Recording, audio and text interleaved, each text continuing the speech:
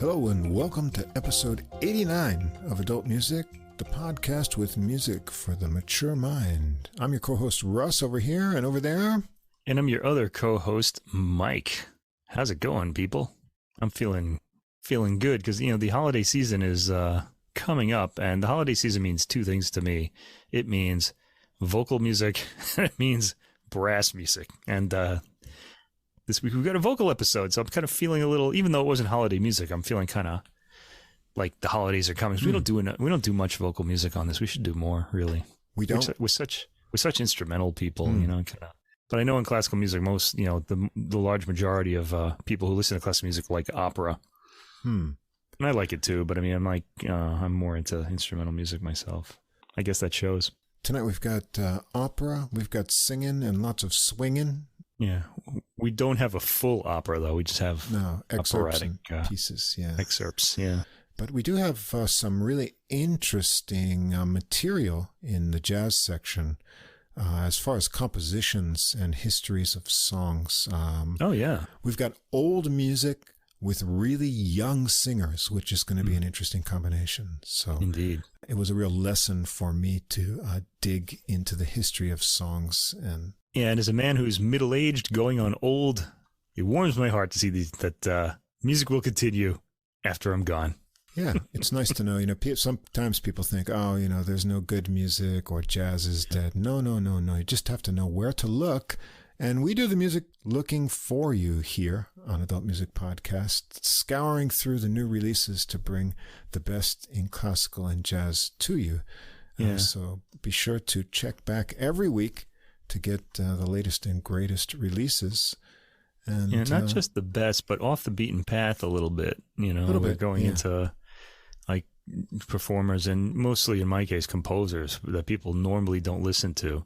I really want to break that image of classical being all Bach, Mozart, Beethoven, and just people, names you already know, because there are tons of composers out there that are really great. It's a whole world of music and different composers, and it's very international too. If you branch out, now everything's right at your fingertips. You just can't rely on what all the music press and critics and awards recommend to you. If you just become a little versatile, there's a great variety of wonderful music and performers out there. So that's what we're here for, to share it with you. You know what we need to do? The big thing to be these days is influencers. So that's got to be us. We have to be like influencers, like the Kardashians of music. What do you think of that? As long as we don't need any cosmetic surgery for that. Just as long as I have to make any tapes of myself in compromising positions. I don't think I'm going to be doing that. No. Only musically compromising positions. Well, I don't even want to go there. No. Rest assured. Don't want to be musically compromised. No. Only top recommendations here. So this evening, lots of vocal recommendations, going to cover a wide ground of material, both classical and jazz. Looking forward to sharing these with you. But before we get into those releases, I want to remind everyone, as you're looking along and listening along, you can check the episode description for the links to Spotify and Apple Music for all the recordings we're going to talk about. Also, if you want to get all the music in one place, you can find a link to the full episode playlist, only available on Deezer. That's streaming music platform from France. It's our favorite one because it's CD quality and they have a really good collection of classical and jazz recordings. Music for adults in general. Although they also have pop music too. So yeah, they have everything. Yeah. But really good sound quality and reliability. They also have podcasts. You can listen to the podcast there too. If you want to get everything in one place. Now, wherever you listen to us on, if you don't see those links or the description, some platforms, everything's kind of scrunched together into one big line. You can come over to our host site. That's Podbean, PODBEAN.com. Everything's easy to follow there. You can get the full history of all of our episodes and links there. Now, if you enjoyed the podcast, please follow, subscribe on whatever app or platform you listen to us on. If you take just a moment, give us a ranking or write a review. That helps us get listed in the browsing category recommendations, and then we get to grow our audience and get more listeners, and we'd appreciate that. You can also come over and follow us on Facebook. We've got a page there. Get some extra info. New releases throughout the week. I put up a bunch of ones this week. Did you see that? On our Facebook site, yeah. Yeah, I didn't hear it. Jazz. Yeah, you got to check that out. Yeah, I got to check that out. Yeah, I also put up really interesting. I was going through some old photos this week, and I found a photo of Freddie Hubbard and the new jazz composers octet down at the Blue Note in Osaka, which is no longer. And it's no longer, really? No, well, now it's Billboard, so yeah, the Blue Note name is gone. But it's still a jazz club. No, it's not. They have jazz and pop and rock and everything there. So now you're telling me this, and I'm feeling all depressed, and I got to do like this podcast now. What do you? You should have told me this before. Anyway, there's a good picture there. I got to sit on the stage and stay between sets, so you can look over Xavier Davis's shoulder and see Freddie Hubbard there, Steve Davis, and a great sax player, Myron Walden. I haven't seen anything from him lately, but it was a good memory, so I thought I'd share it. So you can go there, Facebook, get some updates, and otherwise, if you want to contact us directly, any comments or questions, you can always shoot us an email at adultmusicpodcast, all one word, at gmail.com. We'd love to hear from you. We'll be sure to reply. Additionally, I'd like to recommend a couple other podcasts. We're kind of sharing our audiences with like-minded listeners, maybe interested in other content. There's Tom Gauker and his podcast, Something Came from Baltimore. It's not about Baltimore, but it's a jazz, blues, R&B interview podcast. Some interviews with top musicians, a few of whom we've discussed recordings from here. Todd Marcus, Joey DeFrancesco. Put a link in the description there. You can check that out. There's another interview and kind of jazz-focused podcast, not only musicians, but artists, writer interviews too. It's Neon Jazz from Joe Domino, and something not really music-related, but kind of human interest and embracing differences between people to build community. That's called The Same Difference. So it's kind of interesting. So if you need some more podcasts to fill out your week, on your commute, when you're doing your housework, any other time to fill up with good ideas in your head, check those out. The links will be in the description below. Yeah, Neon Jazz, that's a cool name for a podcast. Yeah, it's very good. Yeah. Does he have a neon logo like we do, or? Not the last time I checked, no. But maybe not exactly like our neon, yeah. Ours is kind of pink and distinctive there, but I know who to set him up with if he wants one. Fast Signs of Staten Island. We'll talk about them later. Yeah. Okay. All right. So off to the vocals. I think we're going to call this, one of the potential titles for this episode is Singers with a W before the I, so it could be read as Swingers too. We'll put it in parentheses. And so, because there's a lot of swing and everybody's singing. Yeah. So there you go. For us, vocal centered. But I had a good time this week listening. I did too. We should do more of these, I think. Yeah. Although I don't really collect all that many vocal albums anyway, but I have quite a few, nevertheless. I'm going to have to talk about one that I didn't choose that I probably should have, but I already had my 3 here, so we're going to go. All right, so I generally like to mix up genres a bit, and that's what I did this week. So we had this vocal theme, and we don't always have a theme. We try to find the theme in the music we like, but this week it's all vocalists. And so I started with Baroque, and the composer here is Pier Giuseppe Sandoni, who I don't know anything about, but he's a Baroque era composer. And it's called Cantatas and Instrumental Works, and that's exactly what it is. I like it when they tell you what you're getting, all right? And I chose this one because of the soprano, Francesca Aspromonte, who is as beautiful as her name, and she has a beautiful voice too. That really rolls off the tongue, doesn't it? Aspromonte. Yeah. It's really good. Aspromonte, I like that name. It's good. Yeah, Francesca's a nice name too. Anyway, she's a soprano, and she's had another album earlier this year where she sang songs about Mary Magdalene. So like as she appeared in operas or song or whatever. So that's one to check out too. But this one's all dedicated to the composer Pier Giuseppe Sandoni. She's playing with she's accompanied by ensemble, not just accompanied, but ensemble La Floridiana, and the conductor and harpsichordist on this album, and she gets a lot of time. Nicoleta Paraschivescu. This is on the Deutsche Harmonia Mundi label. There are 2 Harmonia Mundi. It says Harmonia Mundi, France, and then there's Deutsche Harmonia Mundi. This is Deutsche Harmonia Mundi. Okay. Anyway, we start out with some vocals. It's a cantata called Dimmi Crudel, which means tell me, cruel one. For soprano, 2 violins, and basso continuo. These Italian songs have these great names like that. Go away, rascal, or whatever. It's okay. This particular manuscript came from the University of Edinburgh Library. How it wound up there, I don't know.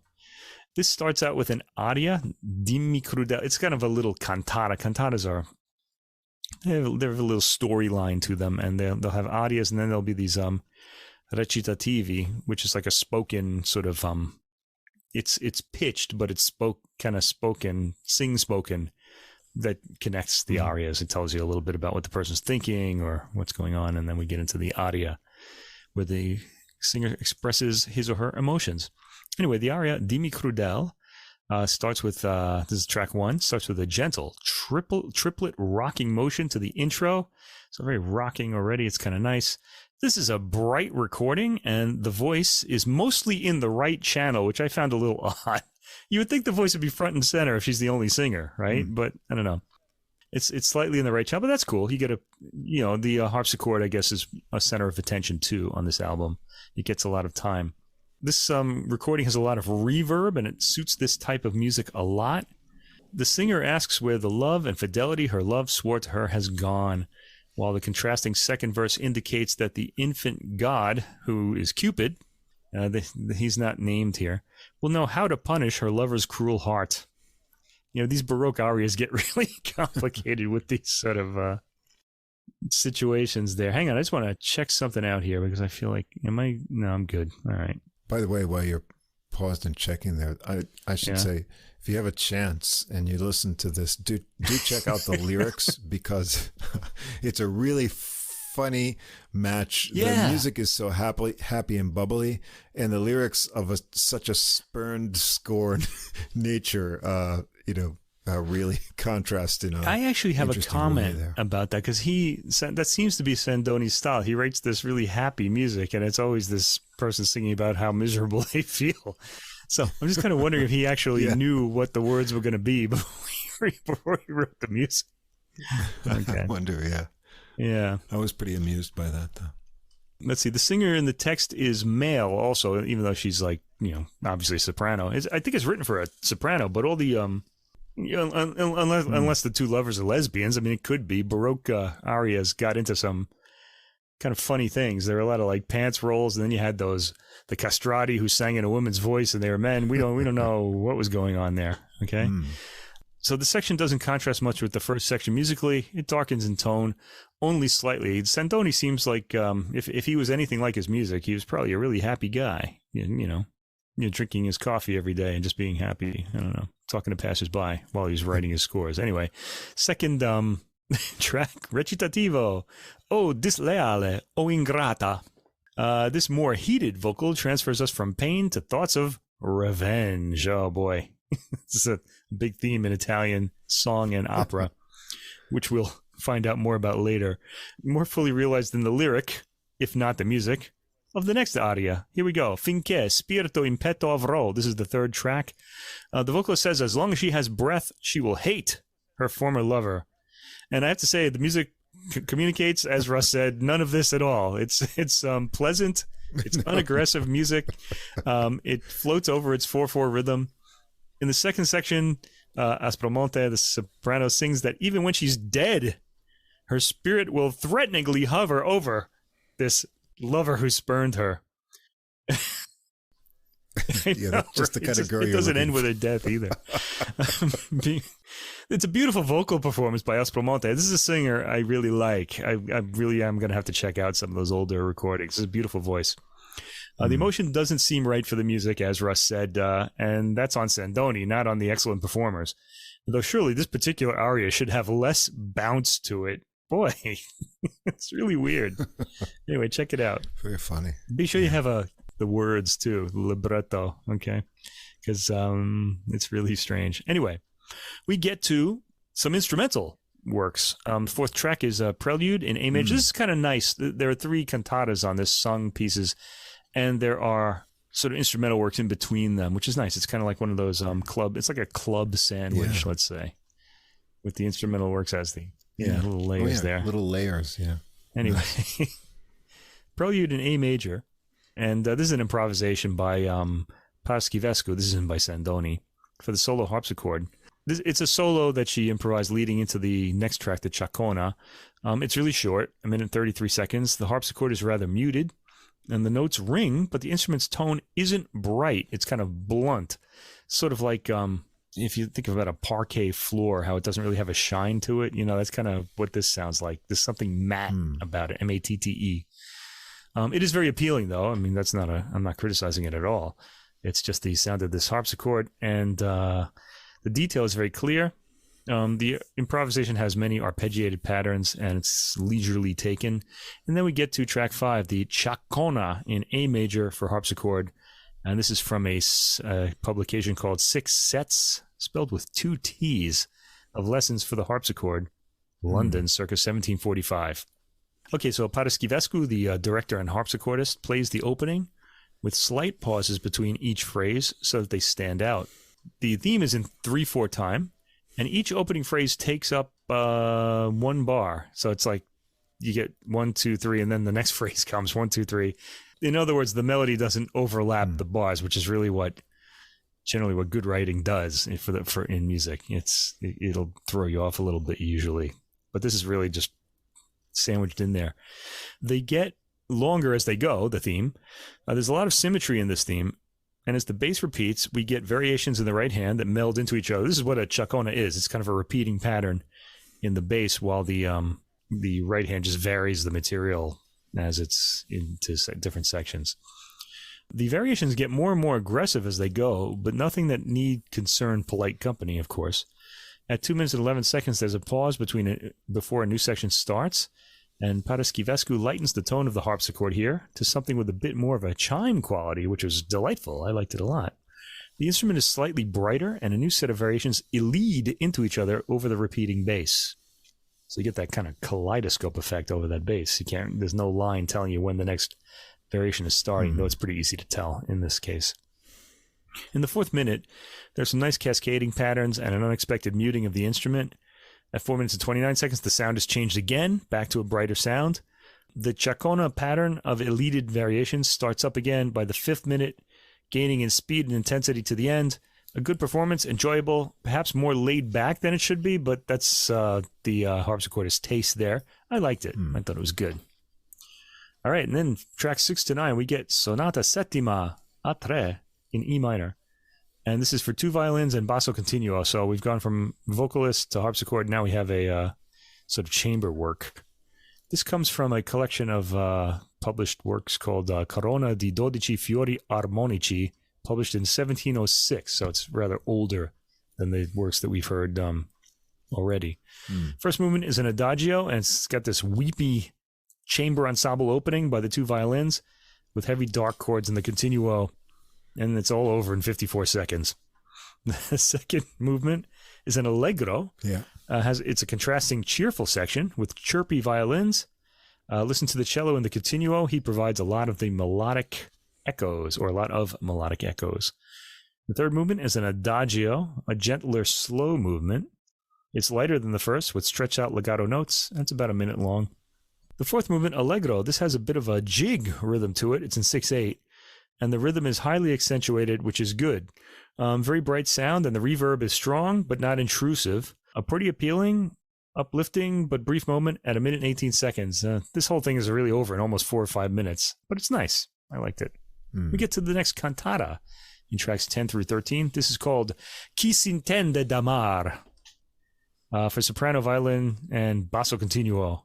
And this is from Cantata di Camera a Sonata per il Cembalo, London, circa 1727. I guess Sandoni lived in London.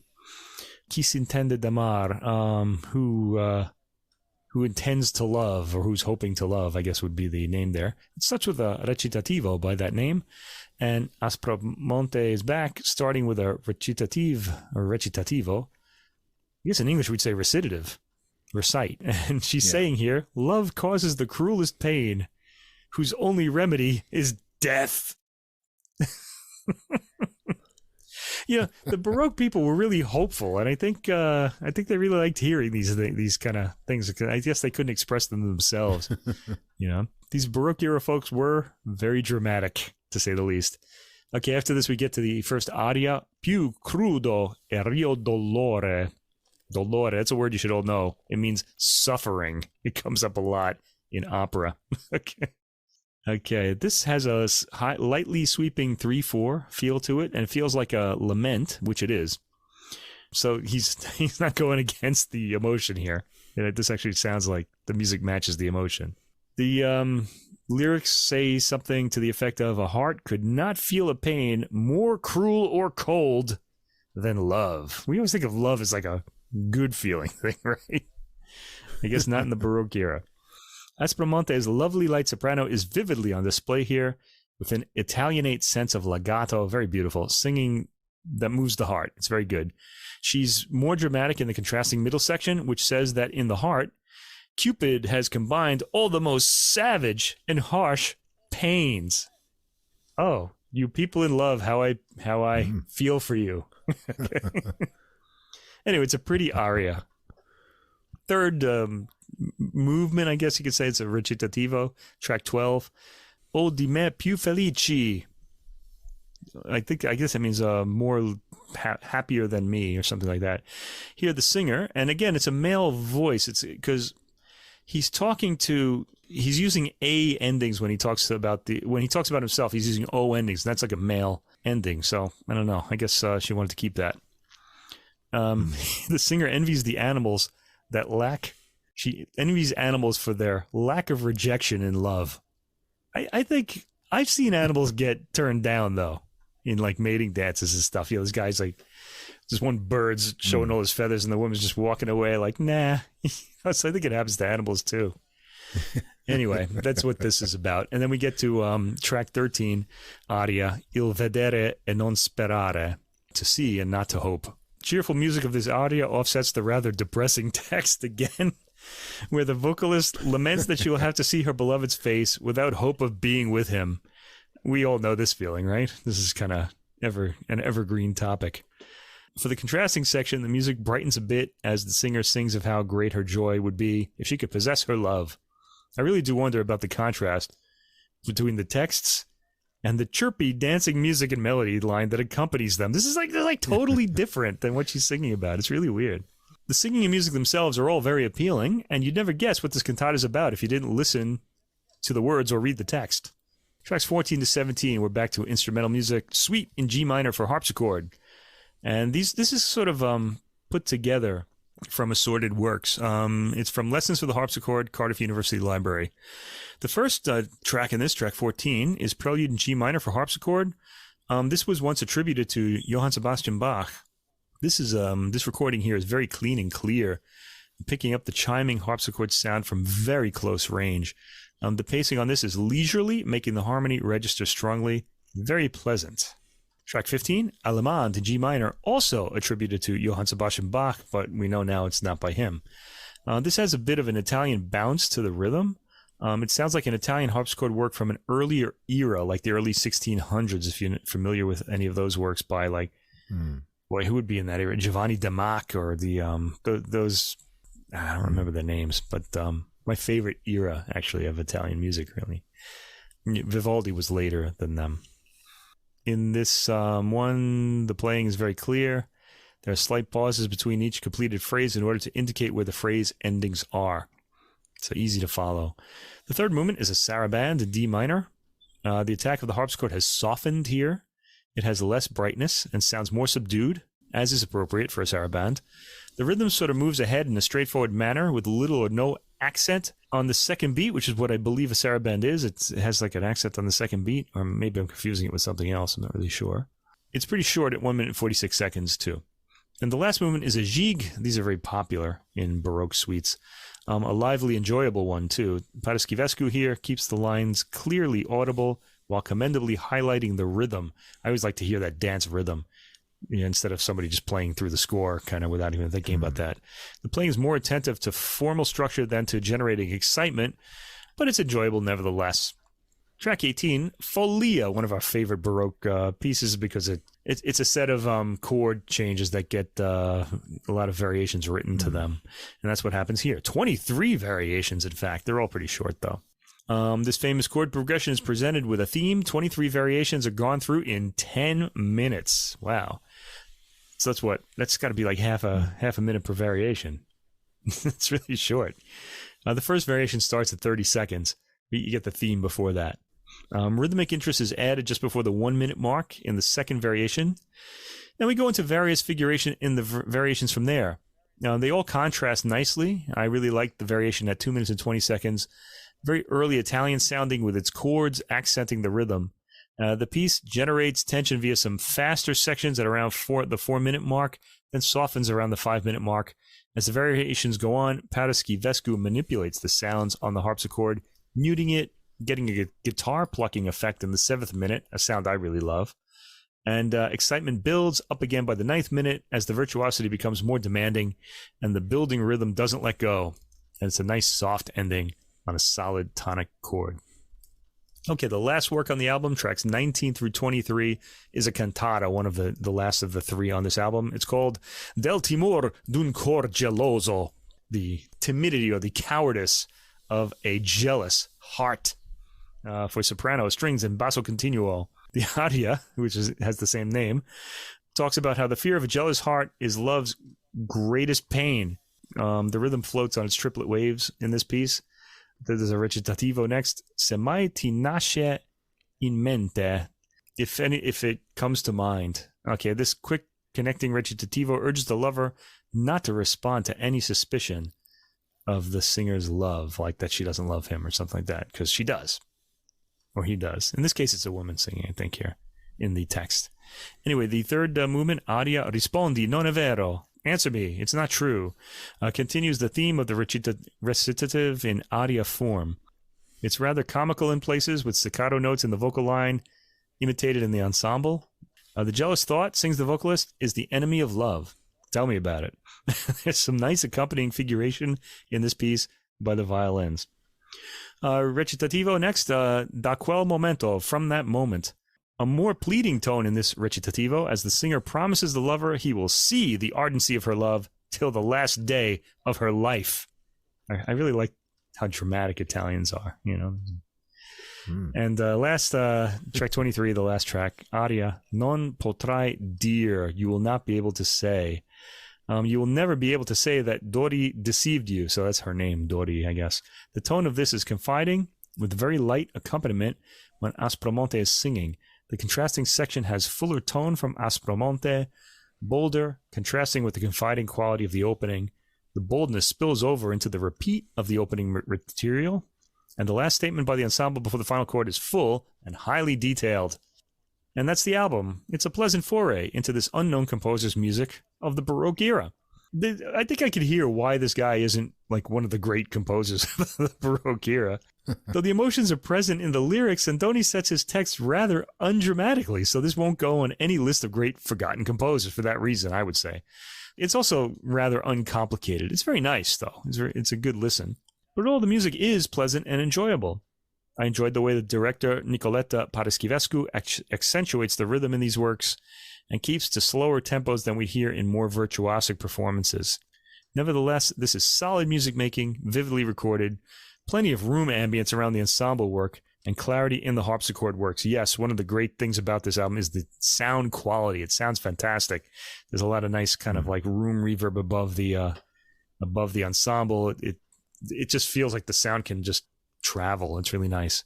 The soprano soloist, Francesca Aspromonte, lends a beautiful voice to some really conventional cantatas. Now, she brings them to life through her singing, as do the ensemble. It's a dedicated performance by all involved. And if you're interested in Baroque music, you might want to give it a listen. You're not really missing out on a great composer here, but this is a really good album. I would hear great performances, I'd say. Yeah, pretty much echo what you have to say about it. I wrote light-spirited and enjoyable in sound, in contrast to the rather dark lyrics, which you'll be shocked at if you look once you're listening to them, which just makes it kind of fun. It's good Baroque music. Like you say, nothing really groundbreaking or that really makes it stand out. It's just really well done. And the sonics of the recording, along with the wonderful room sound, makes everything really clear. And the harpsichord, especially on the earlier works, is really astounding. I like the improvised piece too, with these waves of sound, and it really has a magical sound quality to it. Wonderful soprano voice. It's just really enjoyable Baroque music. I recommend putting on in the morning and get those good vibrations with your coffee going. It'll get you pumped up, and even though those lyrics are kind of horrible, they just can only make you laugh because the music they're set to is so positive and upbeat. Yeah, you know what this reminds me of is the American composer and teacher, Robert Greenberg, was explaining in this one course that he put out, like on a video. I think it's in the Great Courses, How to Listen to and Understand Great Music. And he's talking about emotion in music, and he's talking about, well, think about it. If you have the word, he's talking about how words are set. You can paint words through tones. And he was trying to give a demonstration of this. It's like, if you have the word sadness, what are you going to do? Are you going to set it as sadness, sadness? No, you're not. But that's what Sandoni does, kind of. He's like sort of. This is interesting because I was reading some studies of changes in pop music over the last 50 years. And one of the changes now into the new century is a trend it's of been ambiguity. going off in the 90s too. They had and that is setting sort of positive lyrics with minor tunes with slow tempos, and then also creating sort of ominous sounding pop pieces with happy lyrics. And it creates a sort of tension in the mind because, you know, the emotions don't match the lyrical content from the music. But after looking at this, I can see it's nothing new. They were trying this back in the Another Baroque thing about popular music is that, like, auto-tune, you know, that they use that to make themselves, because they'll purposely sing out of tune to make it like auto-tune them so that they'll sound like robots, you know, sort of like androids or whatever. And it gives an emotional ambiguity, and that's what they want. It's kind of like you're hiding the emotion by using this. And it's kind of a nice idea, but I just hate the sound so much that I just can't listen to these songs. It's really just horrible to me. I don't know. Yeah. I just need that natural sound. I mean, I appreciate the what they're trying to do with it and what they're doing with it, but God, I just don't like the sound. I can guarantee there's no auto-tune on any of the recordings. Well, it's not, auto-tune isn't used to, like, it's usually not used to correct bad pitch. It's usually used to as an expressive thing. You know, they want that robot sound in there. Sometimes. Well, it is. I've heard it. There are some singers these days who really need auto-tune. But I don't know. I feel like you can, if you pile up enough, like, production on the voice, you can hide that. I mean, we've certainly heard that in hearing voices, like, without the accompanying band behind them, and suddenly their pitch is all over the place. That's pop music, though. Never happens in jazz. You can't. You're just too naked up there. And of course in classical music too. Next, okay, let me just say what this is. Okay, Insieme, opera duets, and this is something I've been anticipating, an album I've been anticipating for a year.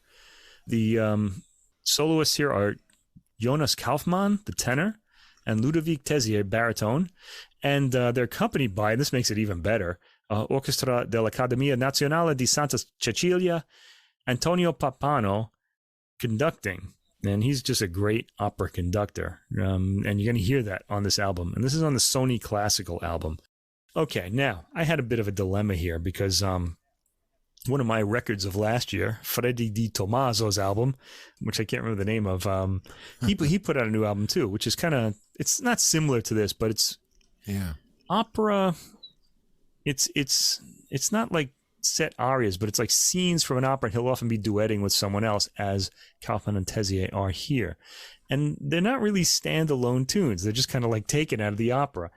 And I have a hard time listening to albums like this, because I get sort of involved in the story, and I love the singing and the music, and I just want it to continue to the end, you know, and it doesn't. It really drives me crazy. Right.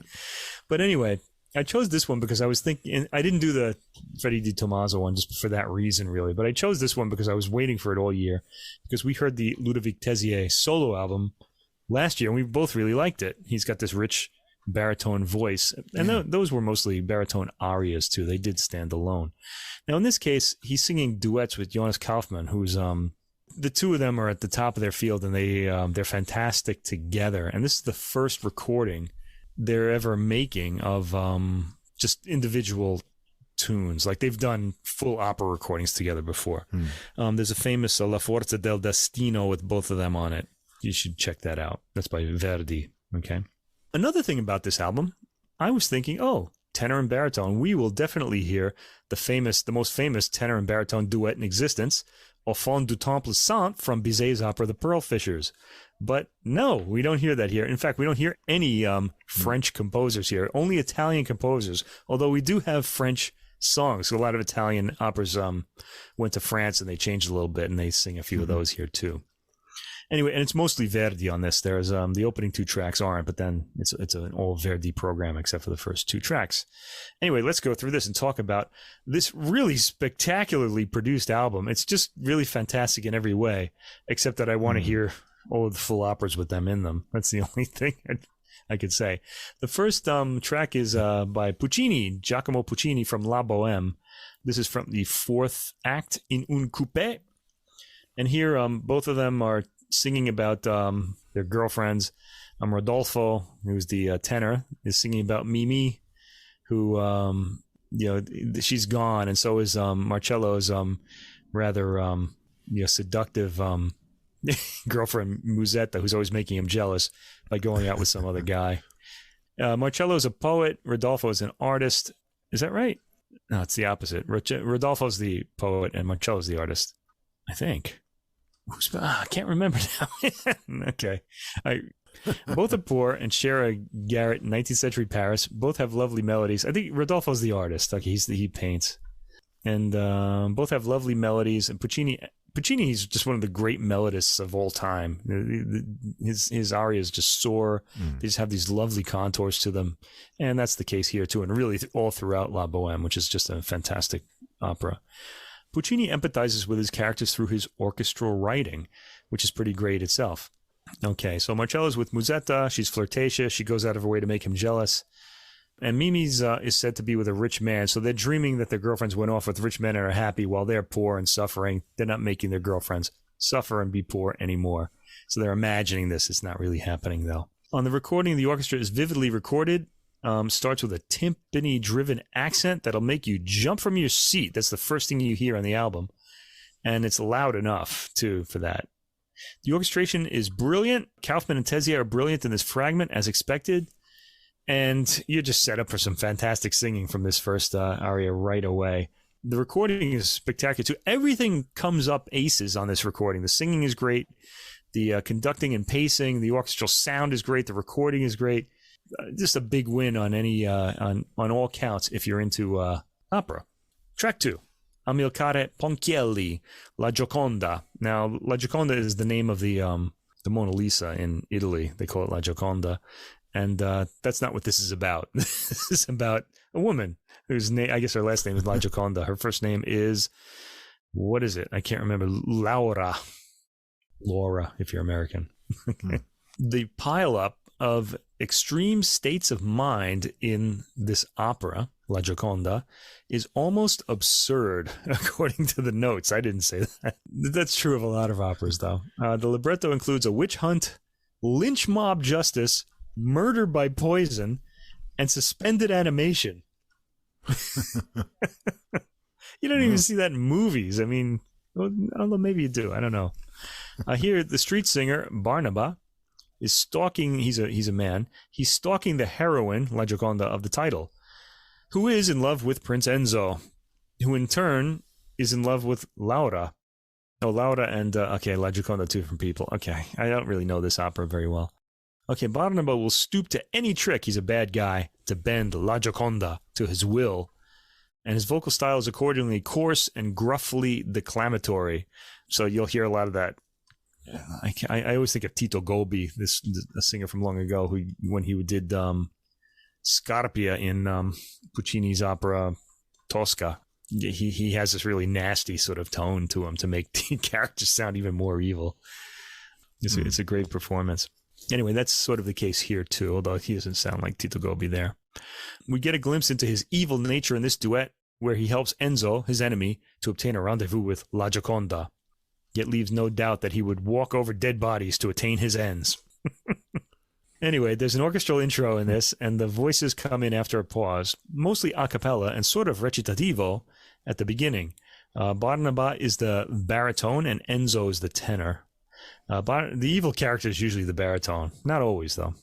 Rigoletto is a good example of the opposite of that, where the tenor is the evil guy. Anyway, Barnaba has found Enzo, and Enzo is surprised by what he knows about him and his life. Tézier gets most of the singing time in this aria.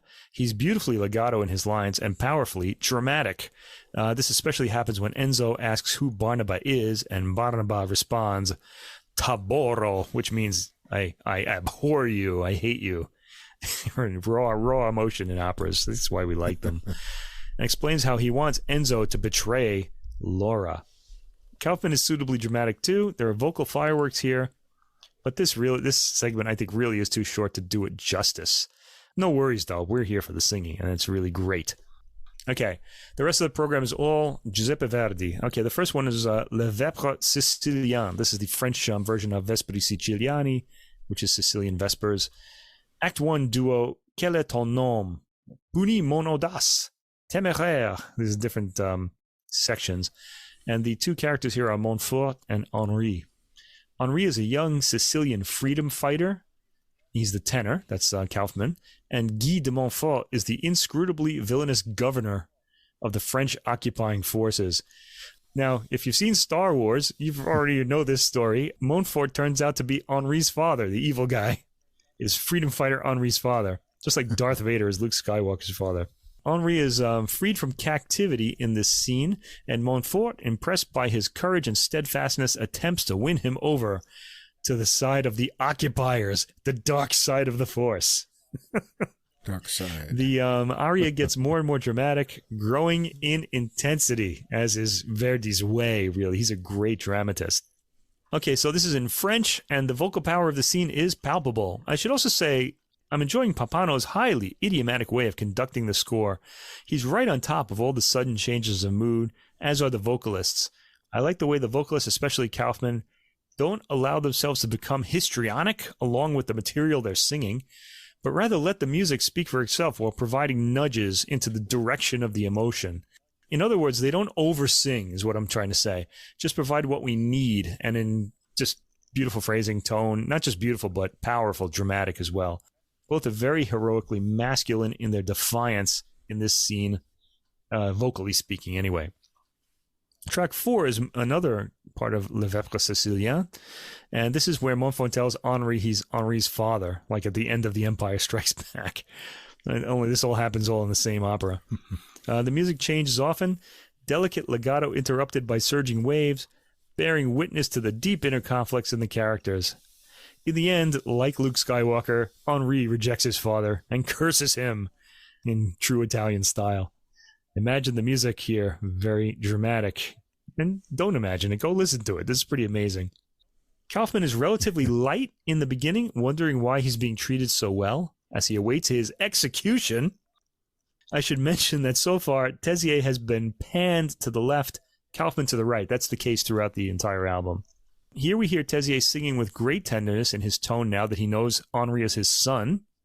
Listen to the second minute, and you'll hear that, of track 4. I also like the worry in Kaufmann's voice at 3 minutes and 30 seconds, and his sorrow at 5 minutes and 1 second, 5 minutes, communicated with a thin tone, and finally his disgust at 5 minutes and 57 seconds. Pappano picks up the energy during the soliloquies at around 6 minutes and 30 seconds for a thrilling moment. The music softens as Montfort tries a little tenderness at around the 7-minute mark. Yeah, the times aren't exact here.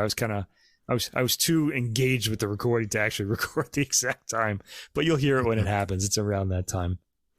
In the end, Henri rejects his father, and we get a stirring ending. This is a pretty complex duet, lots of emotions.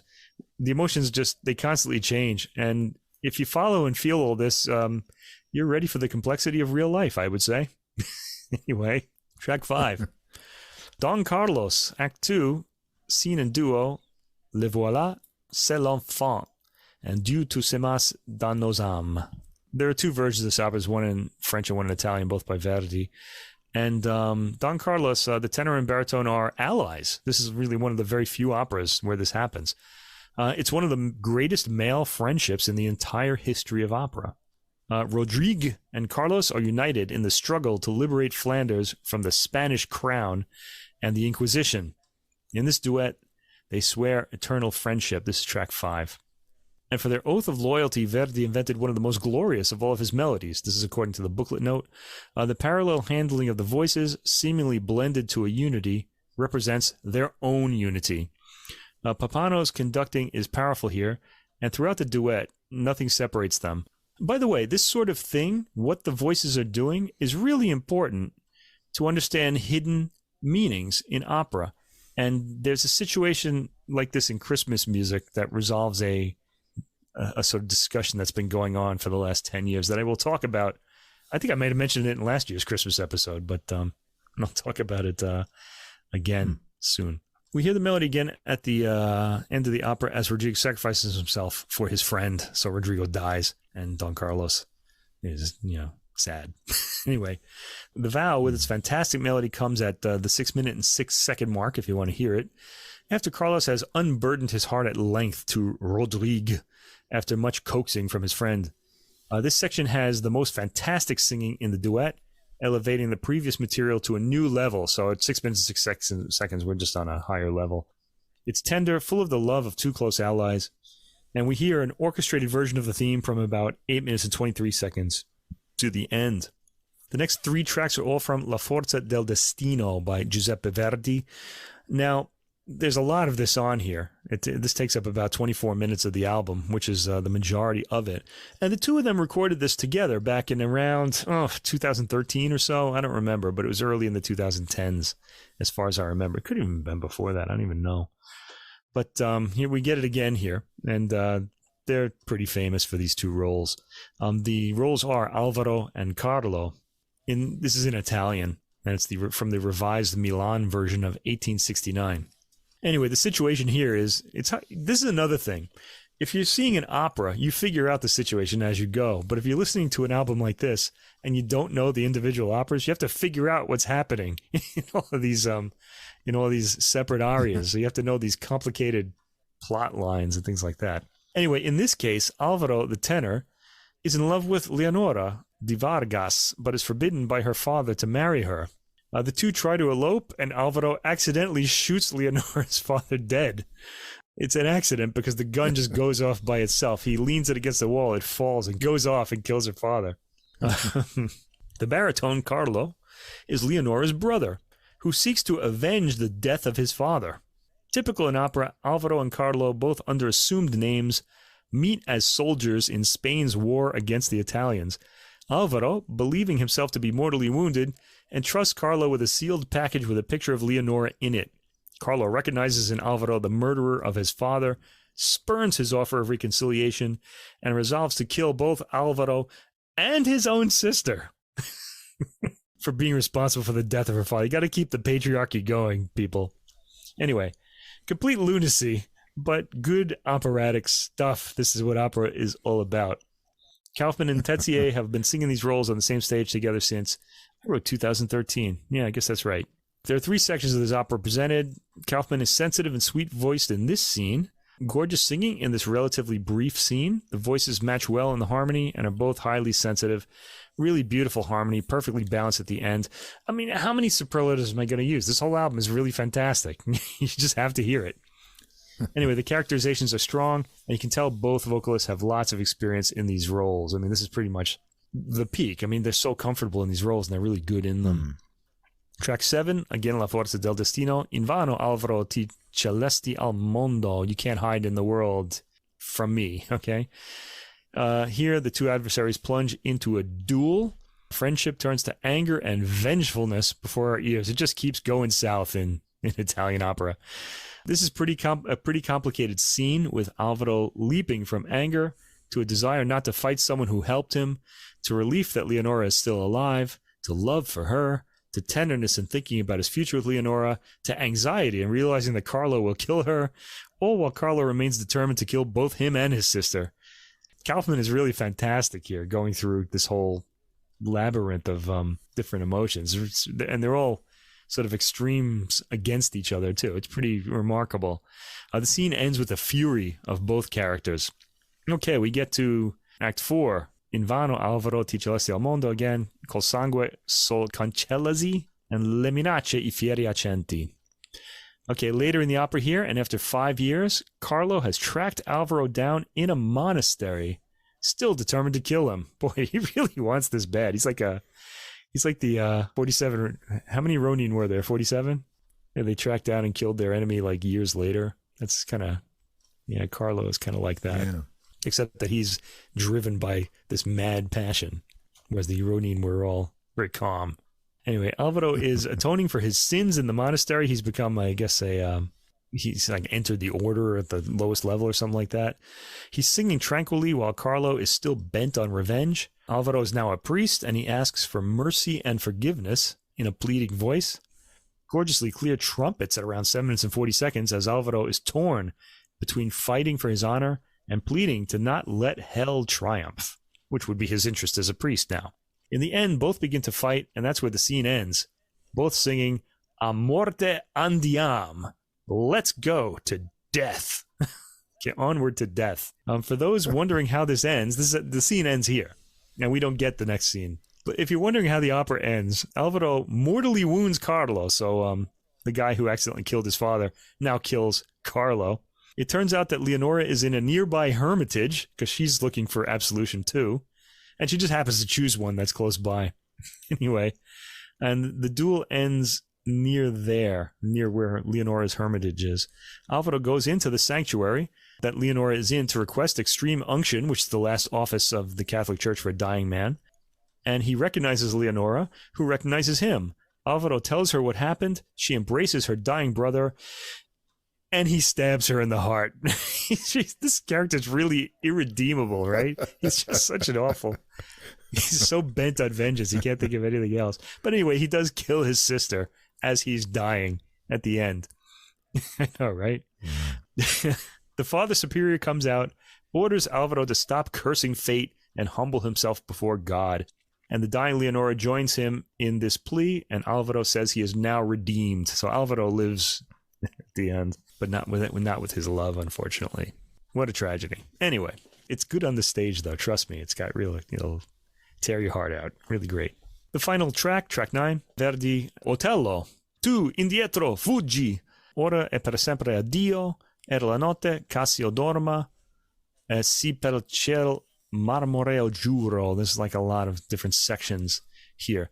Now, Otello and Iago is one of the great tenor baritone relationships in opera. This is one of the, these two opposing roles are just famous. And these two have never sung this together in opera or on recording.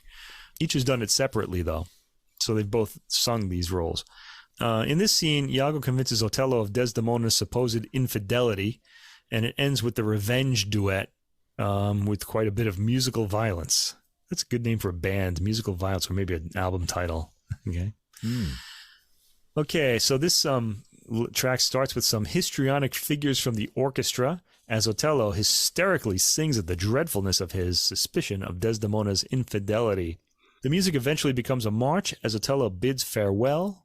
And when he says farewell, he says addio, which is the very final farewell. You're never going to see this person again if you're saying addio to them. To all of the things he's known, as he thinks he's at the end of his period of his glory. The subtlety of the orchestra playing, like the scurrying strings as Otello's hysteria builds at the beginning of the second minute, is amazing. And the orchestra eventually explodes into loud but beautifully graded dynamic outbursts of accents. I also like how the rising figures in the orchestra are taken in the 4th minute as Iago places the next elements of his plan before Otello. There's a real conniving quality to the orchestration that comes across well here. Tézier is cunning, sweet, and seductive as Iago. There's a great recording of this opera, by the way, with Pappano conducting, Kaufmann in the title role, but the baritone is Carlos Alvarez, who's great, but these two are just fantastic together. Okay, so that's a great recording too. The pacing of the scene is pitch perfect, and you can get a good idea of how important the conductor's contribution is from this track. Of course, the vocalists heighten tension via their voices, but Pappano's pacing raises the tension and makes this exhilarating. It just kind of ratchets up instead of just being extreme or something like that. We're left to go back into the world at the end of this recording with Otello and Iago singing in duet, "Let fury and terrible violence soon blaze from my raised, outstretched hand, avenging God." Wow. And then the album ends. And I'm left with that. Man. Anyway, this album's even better than I expected it to be, mostly because of the conducting and the recording quality. Pappano's conducting and the clarity and power he gets from the orchestra raises the performance even higher than these two vocalists would have inevitably brought it with someone else. As with the Di Tommaso album, which I didn't talk about on this podcast, this album of duets winds up being sort of fragmentary because you're having to keep track of all these operas. If you know them all, you're going to love it. But otherwise, you got to do a little work to understand what's happening. The characterization is so vivid and involving for the listener that I found myself wanting to hear the entire operas. In this case, the two have recorded at least La Forza del Destino together, so that desire can be satisfied in that case. But for some of these arias, this is the only record of these two vocalists together that we have, so we'll have to be satisfied with that for now. It's really electrifying singing, vividly captured. Opera fans would love this, and it's actually a good way to get into opera, too, I think, because you're not going to hear better voices than this in this generation. But in the future, we're going to hear Freddie Di Tommaso, who's got a great tenor voice, and waiting for that, too. Yeah, I'm not even much of an opera fan as a listener. You know, I can enjoy an opera in a live performance, or I want to watch it too, generally, in the I'm like whole that story too, though, for me to get into it. I don't listen to much opera music, you know, in excerpts. That said, this is really, it's really hard powerful to not enjoy. I had a good time because the great voices, and they run a full range of expressiveness. Sometimes they're very tender. Sometimes they're really explosive with this dynamic material. And there's such a great interaction between these two, and the rapport seems really genuine. They're obviously having a lot of fun, and that's infectious, and I caught it too and was drawn into it.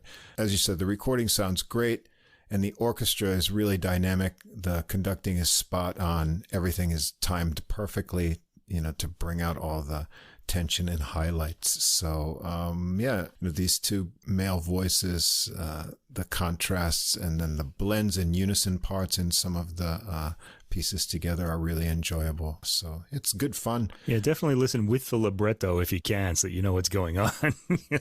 Or just imagine that they're both mad at each other. That's usually the case, except for in Don Carlos. And in La Boheme, they're friends too. All right. Our last classical album for tonight is Kaleidoscope by the rising star Fatma Said, who's a soprano, and a lot more than that, really. She's pretty amazing. This is the accompaniment is Orchestra Philharmonique de Monte-Carlo, conducted by Sascha Goetzel. And then there are other musicians on the recording too, which I'll get to as we talk about the individual tracks. This is on the Warner Classics label. Fatma Said is Egyptian, as it turns out. She's very young, and she's also stunningly beautiful, I have to say, for myself. Anyway, on this album, it's called Kaleidoscope because it's a montage of many different songs and arias. It's a very interesting program, in fact. The booklet notes are written by Said herself, and she says virtually nothing about the music, which made me have to go into the internet and look some stuff up. I really didn't know. So this is such an eclectic program. I really had to look some stuff up on it. Yeah, some of these choices could use some unpacking. It's an interesting program. She talks about in the notes her reasons for making this particular album, and there are loads of photos of her in the booklet. She's in the studio. She's with the musicians. She's happy. The design has the pretense of a pop album, but I do think the album cover is very attractive. It's very colorful. It's got this bright color surrounded by black. Annoyingly, the booklet prints only the sung language of the text, with no translations. Now, a few of the songs are in English, so that was okay. With one exception. Thankfully, the song that's sung in Arabic is translated to English, because I can't even read that alphabet. I wouldn't know where we were. The first track is Joaquin Nin is the composer, and he's setting a melody here by Jose Bassa, Minuet Cantado, and this is from his 14 Airs Anciens d'auteur espagnol, Volume 1. This features David Bergmüller on the lute, and he also did the arrangement. By the way, Joaquin Nin is the father of Anaïs Nin, the writer who was kind of involved with Henry Miller, and she wrote these really famous diaries about her sexual awakening and things like that. And she also writes about her father in the diary, who does not come across well. Anyway, he comes across well enough in his compositions. Let's just say that. This is a lovely recording of the lute, first of all. It's also the only time we're going to hear the lute on this album. The softness of the instrument comes across, yet it's recorded up close. Now, Said herself is recorded softly, and her light voice puts across the intimacy of this tune. This song is about a woman, Amaryllis, whose eyes are so beautiful that they shoot arrows themselves, making the singer wonder what the purpose of Cupid's arrows are. Cupid doesn't have to shoot arrows to make me fall in love, because Amaryllis's eyes do that already. These images are really convoluted. I mean, you'd think they'd get something. I think they liked that, though, back in the period. We get into the operatic part of the program next. Jules Massenet, a gavotte from Obéissant quand leur voix appelle. Okay. From Manon, Act 3. Here, the Orchestra Philharmonique de Monte-Carlo, conducted by Sascha Goetzel, is conducting, and he conducts all of these tracks unless I say otherwise. In this song, the character Manon encourages her listeners to enjoy and take advantage of youth and the beauty it brings when love comes, because one day youth is gone. Don't I know it? The accompaniment is tastefully subtle, and Said's voice is beautifully captured in a soft, diffuse recording. The top notes, thankfully, don't pierce, but ring out comfortably. It's an appealing voice that characterizes well. And as this program goes on, we're going to hear that she has a lot of versatility. She's really a chameleon, almost. She can sing in every language idiomatically well, including English. She sounds very like a natural English language singer. Okay, next, André Messager and Paul Lancôme d'Estalinx. This is a bolero called Il est dans les nuits espagnoles, from the operetta La Fiancée en Loterie, which I've never heard of. Anyway, this one is a song with a Spanish tinge to it. It's got castanets in it. You can't have a Spanish piece in the 19th century that doesn't have castanets to let you know that it's Spanish. The lyrics paint a picture of a city where lovers are safe, but love gets its revenge when a watchman marries one of the women who will cheat on him while he makes his rounds. And it's a cheerful tune otherwise. So I guess they're celebrating this quality. Said captures the feeling well, I would say. Next, Oskar Strauss. We're in operetta now, so we're getting smaller. As we started with opera, and we're kind of going to get smaller in kind of, I guess, stature or, heaviness to lightness as the program goes. So, operetta. This is Oskar Strauss after Johann Strauss II. Valse Je t'aime quand même, sung by Yvette from the opera Les Trois Valses. This is a French aria. The tune is a waltz, and Yvette, the man she's with, is flighty, but she loves him anyway, and that's what the song's about. It's a lovely waltz. Said sings this with melting tones. She's got a nice low range as well, appealingly throaty, and we only hear this momentarily, this low tone of hers. She's a good fit for operetta in general. I really think this is one of her big strengths, these lighter sort of operatic roles or operetta roles. Comic, judging by what we're hearing here. She'd probably be good in Baroque music too, but we'll save that for another program. This is a pretty light program, big, grand ending to this tune, and it's sung forte. Track 5, Johann Strauss II, Ich spür es, das Wiener Blut, sung by Gräfin from the opera Wiener Blut, which means Viennese blood. The lyric praises Viennese blood and says what the city has that is beautiful rests in Viennese blood, like the Viennese people built this city, sort of. It's pretty light on context. It's a waltz, too, as we would expect from Johann Strauss. But here we're hearing Said sing German now. Again, she has a good feel for the style and a luscious approach in her phrasing, with the enticing pauses we know from waltzes, impressive high note at the end, too. Next, another operetta composer, Franz Lehár. Meine Lippen, sie küssen so heiß, from the opera Giuditta. It's got an Italian name, but it's a German opera. Anyway, Giuditta is apparently a prostitute, judging by the line, Doch wenn das rote Licht glüht zur Mitternacht. when the red light glows. I guess the red light, that's how I'm interpreting that. She sings of how her lips kiss so hot and generally of how irresistible she is. She's got the blood of a dancer because her mother was a dancer. This song has a lot of national elements, castanets to evoke Spain, and there's also an Arab modal feel in the second verse. Listen at the 4-minute mark for that. The piece is a waltz, a Spanish dance, and an aria all in one. It's more operetta fare, and I'm enjoying Said's approach to all of this. She has a gentle attack and an appealing timbre. There's another impressive, very cleanly taken high note at the end and in the verse before. Okay, we're on track 7 now. Jacques Offenbach, a barcarolle, a very famous aria from Belle Nuit aux Nuits d'Amour from Le Comte Hoffmann, probably Offenbach's most famous operetta.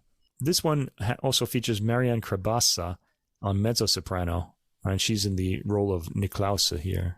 It's very famous. It's sung with mezzo-soprano Marianne Krabassa, while Said is Giulietta in this one. The soloists plead with the knight to smile on their drunken love. The orchestration is lovely, and the orchestra is perfect in this. I'd love to hear this entire ensemble along with the vocalists perform the entire operetta. I bet it would be great. Charles Gounod, Valse à Je veux vivre. I gotta say something. This is the 8th track. How many waltzes are we gonna hear? I think this is going on a little too long, although it's an excellent album in general. Let me just go. That's just a minor quibble. This piece is À Je veux vivre. This is Juliette from the opera Romeo et Juliette. A rather dramatic opening to this. Melting vocalese opening by Said as Juliette. She sings, after meeting Romeo, how she wants to live in the dream that is now intoxicating her, also lamenting that the intoxication of youth lasts only a day. This is a quicker waltz and a familiar melody. In this aria, the soloist sings more of a rhythmic line, sort of a tenuto, with a rest afterward, laying out the rhythm of a heartbeat. It's kind of cool. All right, now things get a little more interesting. We have a change of pace. Geronimo Jimenez, Tarantella, La Tarantella è un bicho muy malo. From the Zarzuela, La Tempranica. This is a tarantella rhythm, which is Italian, actually, because the vocalist sings of being bitten by a spider, and the tarantella was supposed to be this vigorous dance so that you could sweat out the spider's poison, which was believed to save people from the spider's bite.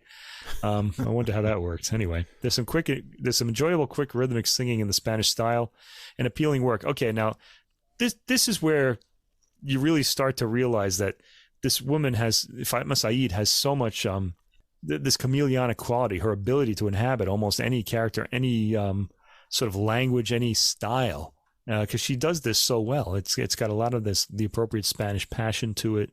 She's got a great technique, etc. Next, track 10, a familiar one to us, Frederick Lowe. This is arranged by Johnny Green. I Could Have Danced All Night from the musical My Fair Lady. It sounds a bit odd in this. It's a quasi-operatic style, but not really. Said's pronunciation is excellent given the style she's singing in. Some vowels are coming across as operatic vowels, but we're going to hear her later on singing more pop-oriented tunes, and she's going to sound idiomatically American in them. It's pretty amazing. These aren't really Broadway vowels here. She's being careful with the pronunciation, and the words come across well. The operatic style takes away some of the warmth of the song, but the voice is so appealing that really doesn't matter. Okay, we're getting, as I said, the program kind of goes to smaller and smaller forms, and now we're in musicals, movies, this sort of thing, popular entertainment of today or of the last century. Friedrich Schröder, Ich tanze mit dir in den Himmel hinein, from the 1937 German comedy film Sieben Ohrfeigen. This one features the Orchestra Philharmonique de Monte-Carlo again, with Sascha Goetzel conducting, but also Tim Alhoff on the piano and Henning Sieverts on the double bass. Also, Heinrich Köberling on drums. So now we're in the realm of film music, and this is one of those smoldering German tunes from the 1930s. You can think of the Kurt Weill and Bertolt Brecht songs. When the vocalist dances with her partner, she feels she can fly, and she is dancing in the sky, according to the lyrics. That's pretty much the extent of the lyrics, in fact. The song has a bit of a cabaret style to it. Again, lovely voice and phrasing. I'm noticing that Said doesn't change her tone much. We always hear her familiar, beautiful tone, but she can inhabit all of these different sort of styles excellently. Next, Irving Berlin, Cheek to Cheek, from the 1935 5 is that musical screwball comedy film Top Hat. Tim Alhoff on the piano, and he did the arrangement too. Henning Sievert's double bass. Heinrich Köberling on drums.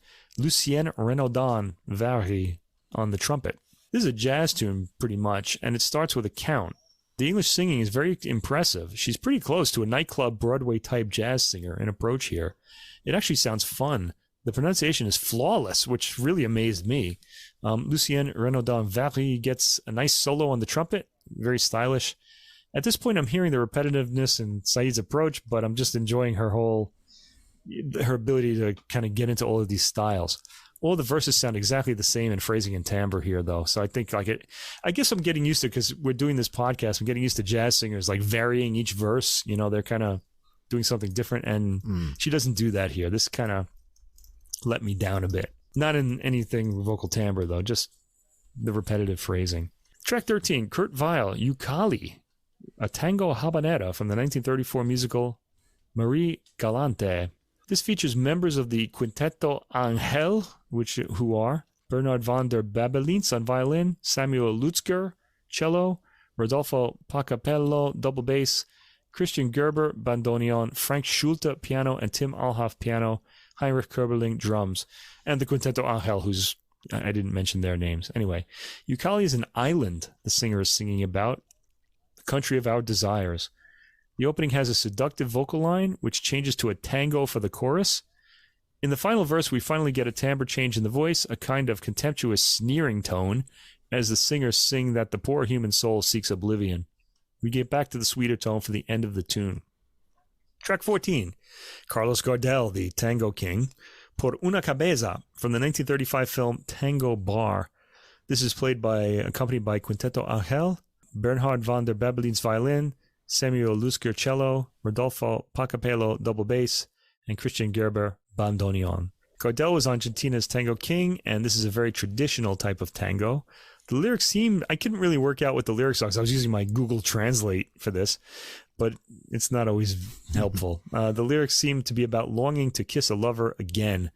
Said is fairly idiomatic in this. She's got some of the sadness these songs are sung with, and it's a theatrical sadness, but I was impressed by this because we've heard enough, for example, Piazzolla, and we'll hear him later, where the soloist doesn't get the idiom, but it sounds like Said does, and I'm pretty amazed. Track 15, Angel Villoldo, Ad Ay Saab. I hope I said that something correctly, because that's Arabic, and I don't know much about Arabic. El Choclo in Spanish. This is based on El Choclo. This is performed by Quintetto Awhile, who are Bernhard van der Babelins violin, Samuel Lutzger cello, Rodolfo Pacapello double bass, and Christian Gerber bandoneon. It's a Spanish song that was given Arabic words by Tamer Hussein and sung in Arabic here, which is Said's native language. The English translation in the book was made by Said herself.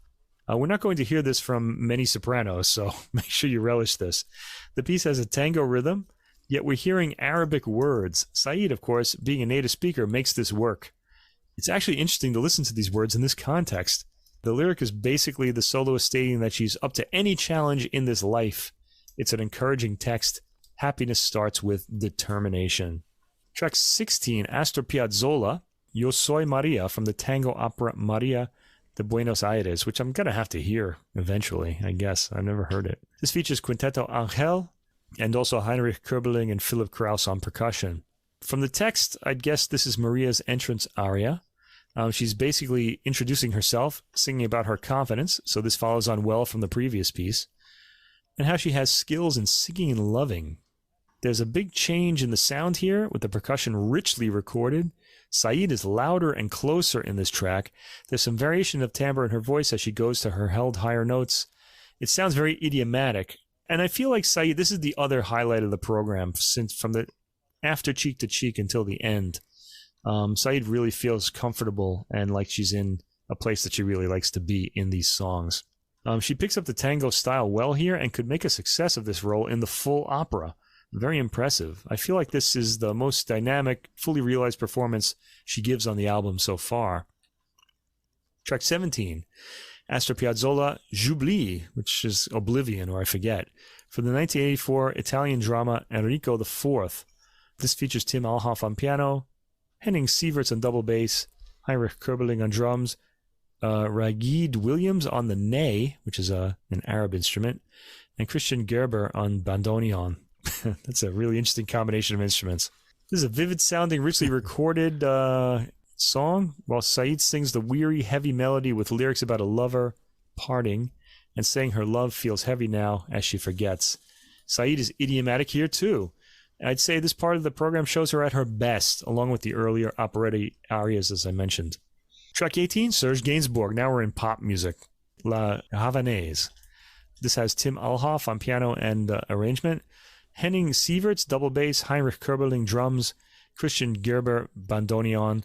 The Vision String Quartet here. The members are Florian Villeitner, Daniel Stoll on the violins, Sander Stewart, viola, and Leonard Disselhorst on the cello. Gainsbourg wrote this song for Juliette Greco and ended up recording it himself as well.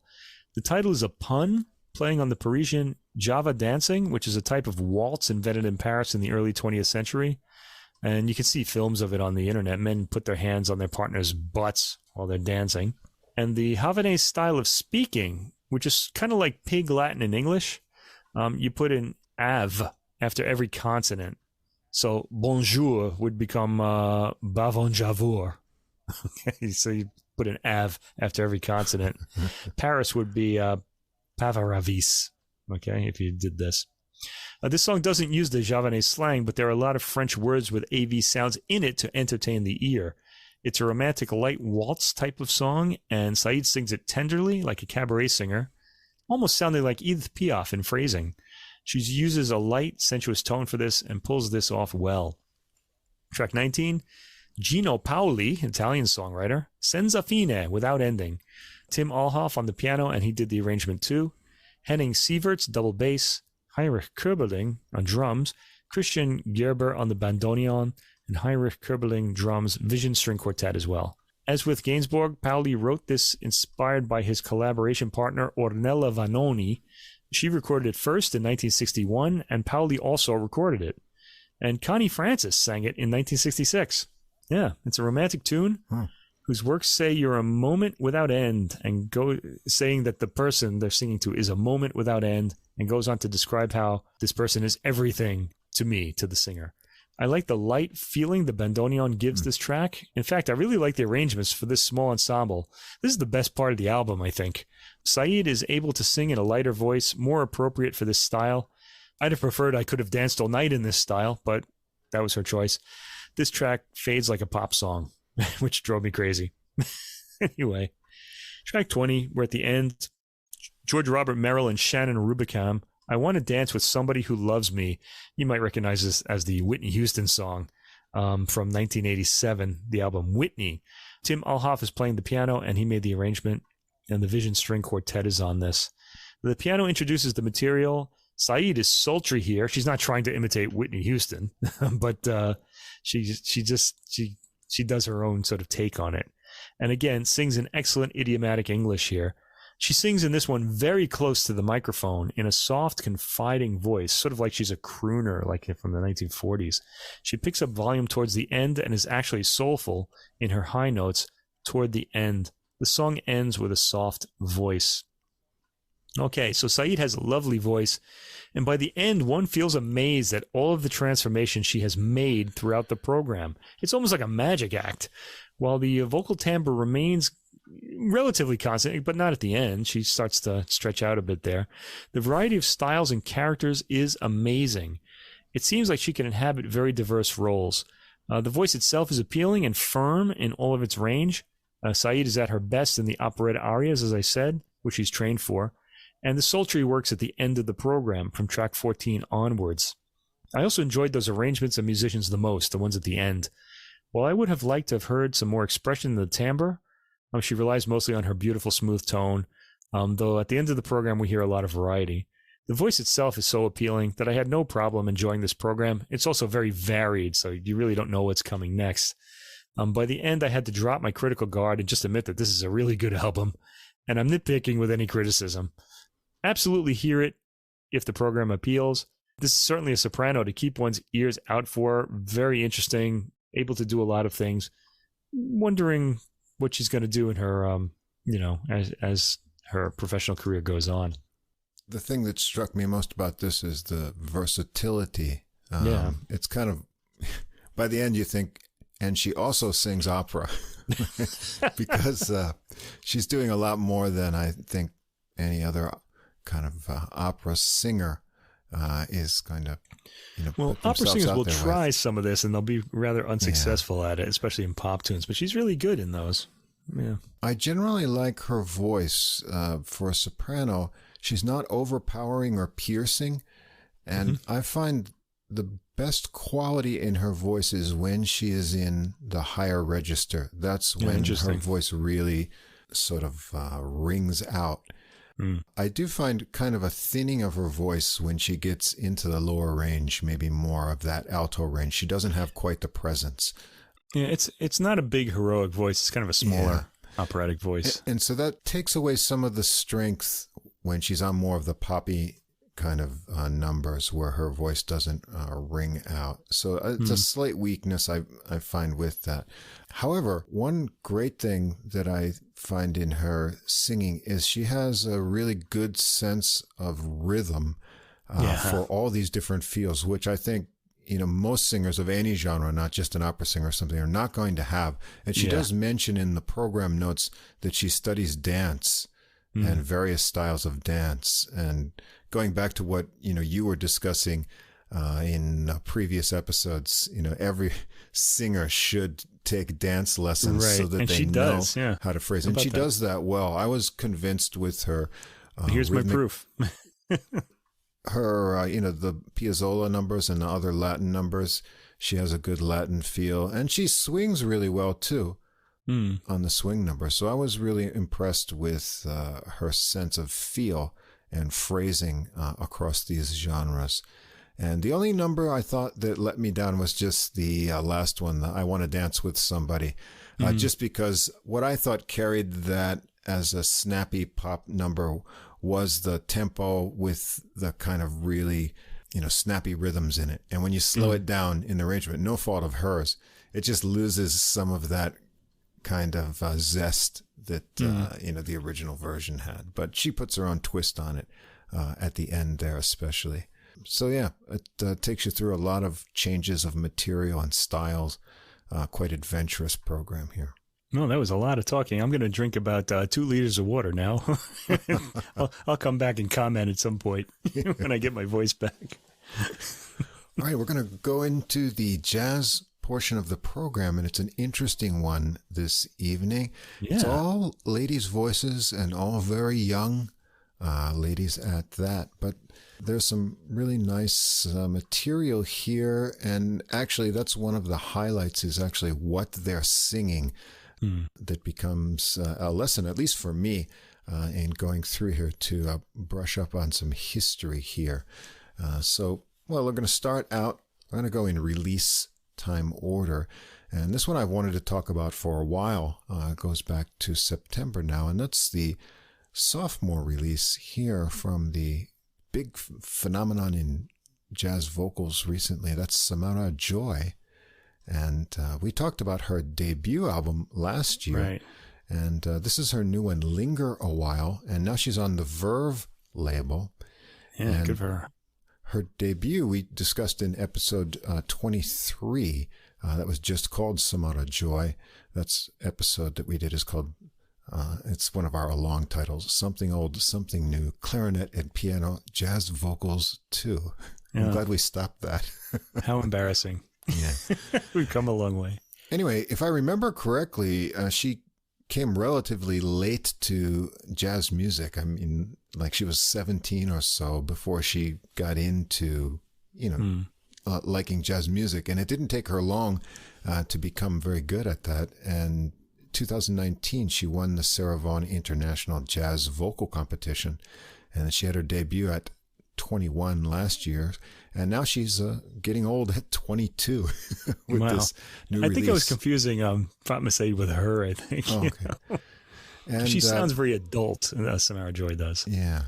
And she's definitely matured from the performing and touring she's done in the last year. And that shows through these recordings. Now, she started with the Great American Songbook tunes on that recording last year, which also made our Best of 2021 list, by the way. We really liked the it that voice, much. too. Yeah. And, well, that was produced by Grammy-nominated Matt Pearson. And I don't know who produces this new recording because I can't find those full credits. But I do have to say that the production here is very interesting in the selection of material. Because I actually have the. Oh, do you have the CD? I can tell you who did. Let me see. If you could, that would be interesting. Because the selection of material is also very interesting. Okay, produced by Matt Pearson. Oh, same person. Great. Same guy. Okay. So he's done a very interesting selection of familiar and digging a bit deeper into the archives of songs. And it all comes off really well. So rounding out the ensemble here, another familiar name from last year's recording, Pasquale Grasso, the Italian phenomenon guitar. We've talked about his solo releases, and if you haven't seen him play, it's quite a visual thing because he has fingers like spiders, which just go over the fretboard at amazing speed. Now, if we had one criticism of that recording last year, was he played too much. Well, on one track, he played too much anyway. Well, in general, when he was solo with her. Yeah. I thought he was just a bit too busy. But he's not at all on this album. It's he's changed too. It's really amazing. He's changed, and his more subtle accompanist here. And this album has a little bit more variety, mixing up between guitar and piano accompaniment. On piano, we've got Ben Patterson. On drums, Kenny Washington. On bass, David Wong, who we're going to hear on the next recording too, just by chance. And then on one tune, we've got a horn arrangement on Around Midnight, and that's going to be Kendrick McAllister on tenor sax, Donovan Austin on trombone, and Terrell Stafford on trumpet and flugelhorn. So let's get into this interesting selection of music here. I've got a great Jimmy McHugh tune, one of my favorite composers, and the lyrics by Frank Lesser, Can't Get Out of This Mood. Now, this one goes back to, first recorded in 1942 by Johnny Long and his orchestra, and Sarah Vaughan recorded it in 1950. So it's a nice suitable pick for Samara Joy, being the winner of the Sarah Vaughan vocal competition. This one begins with a fun, chimey intro by Patterson on piano. It's got a relaxed stop time with nice brushwork on the snare from Washington. The second time around, they give it more of a swing push. Joy sounds really warm and confident in her phrasing here, pushing the lyrics to a nice climax before a tasteful piano solo from Patterson.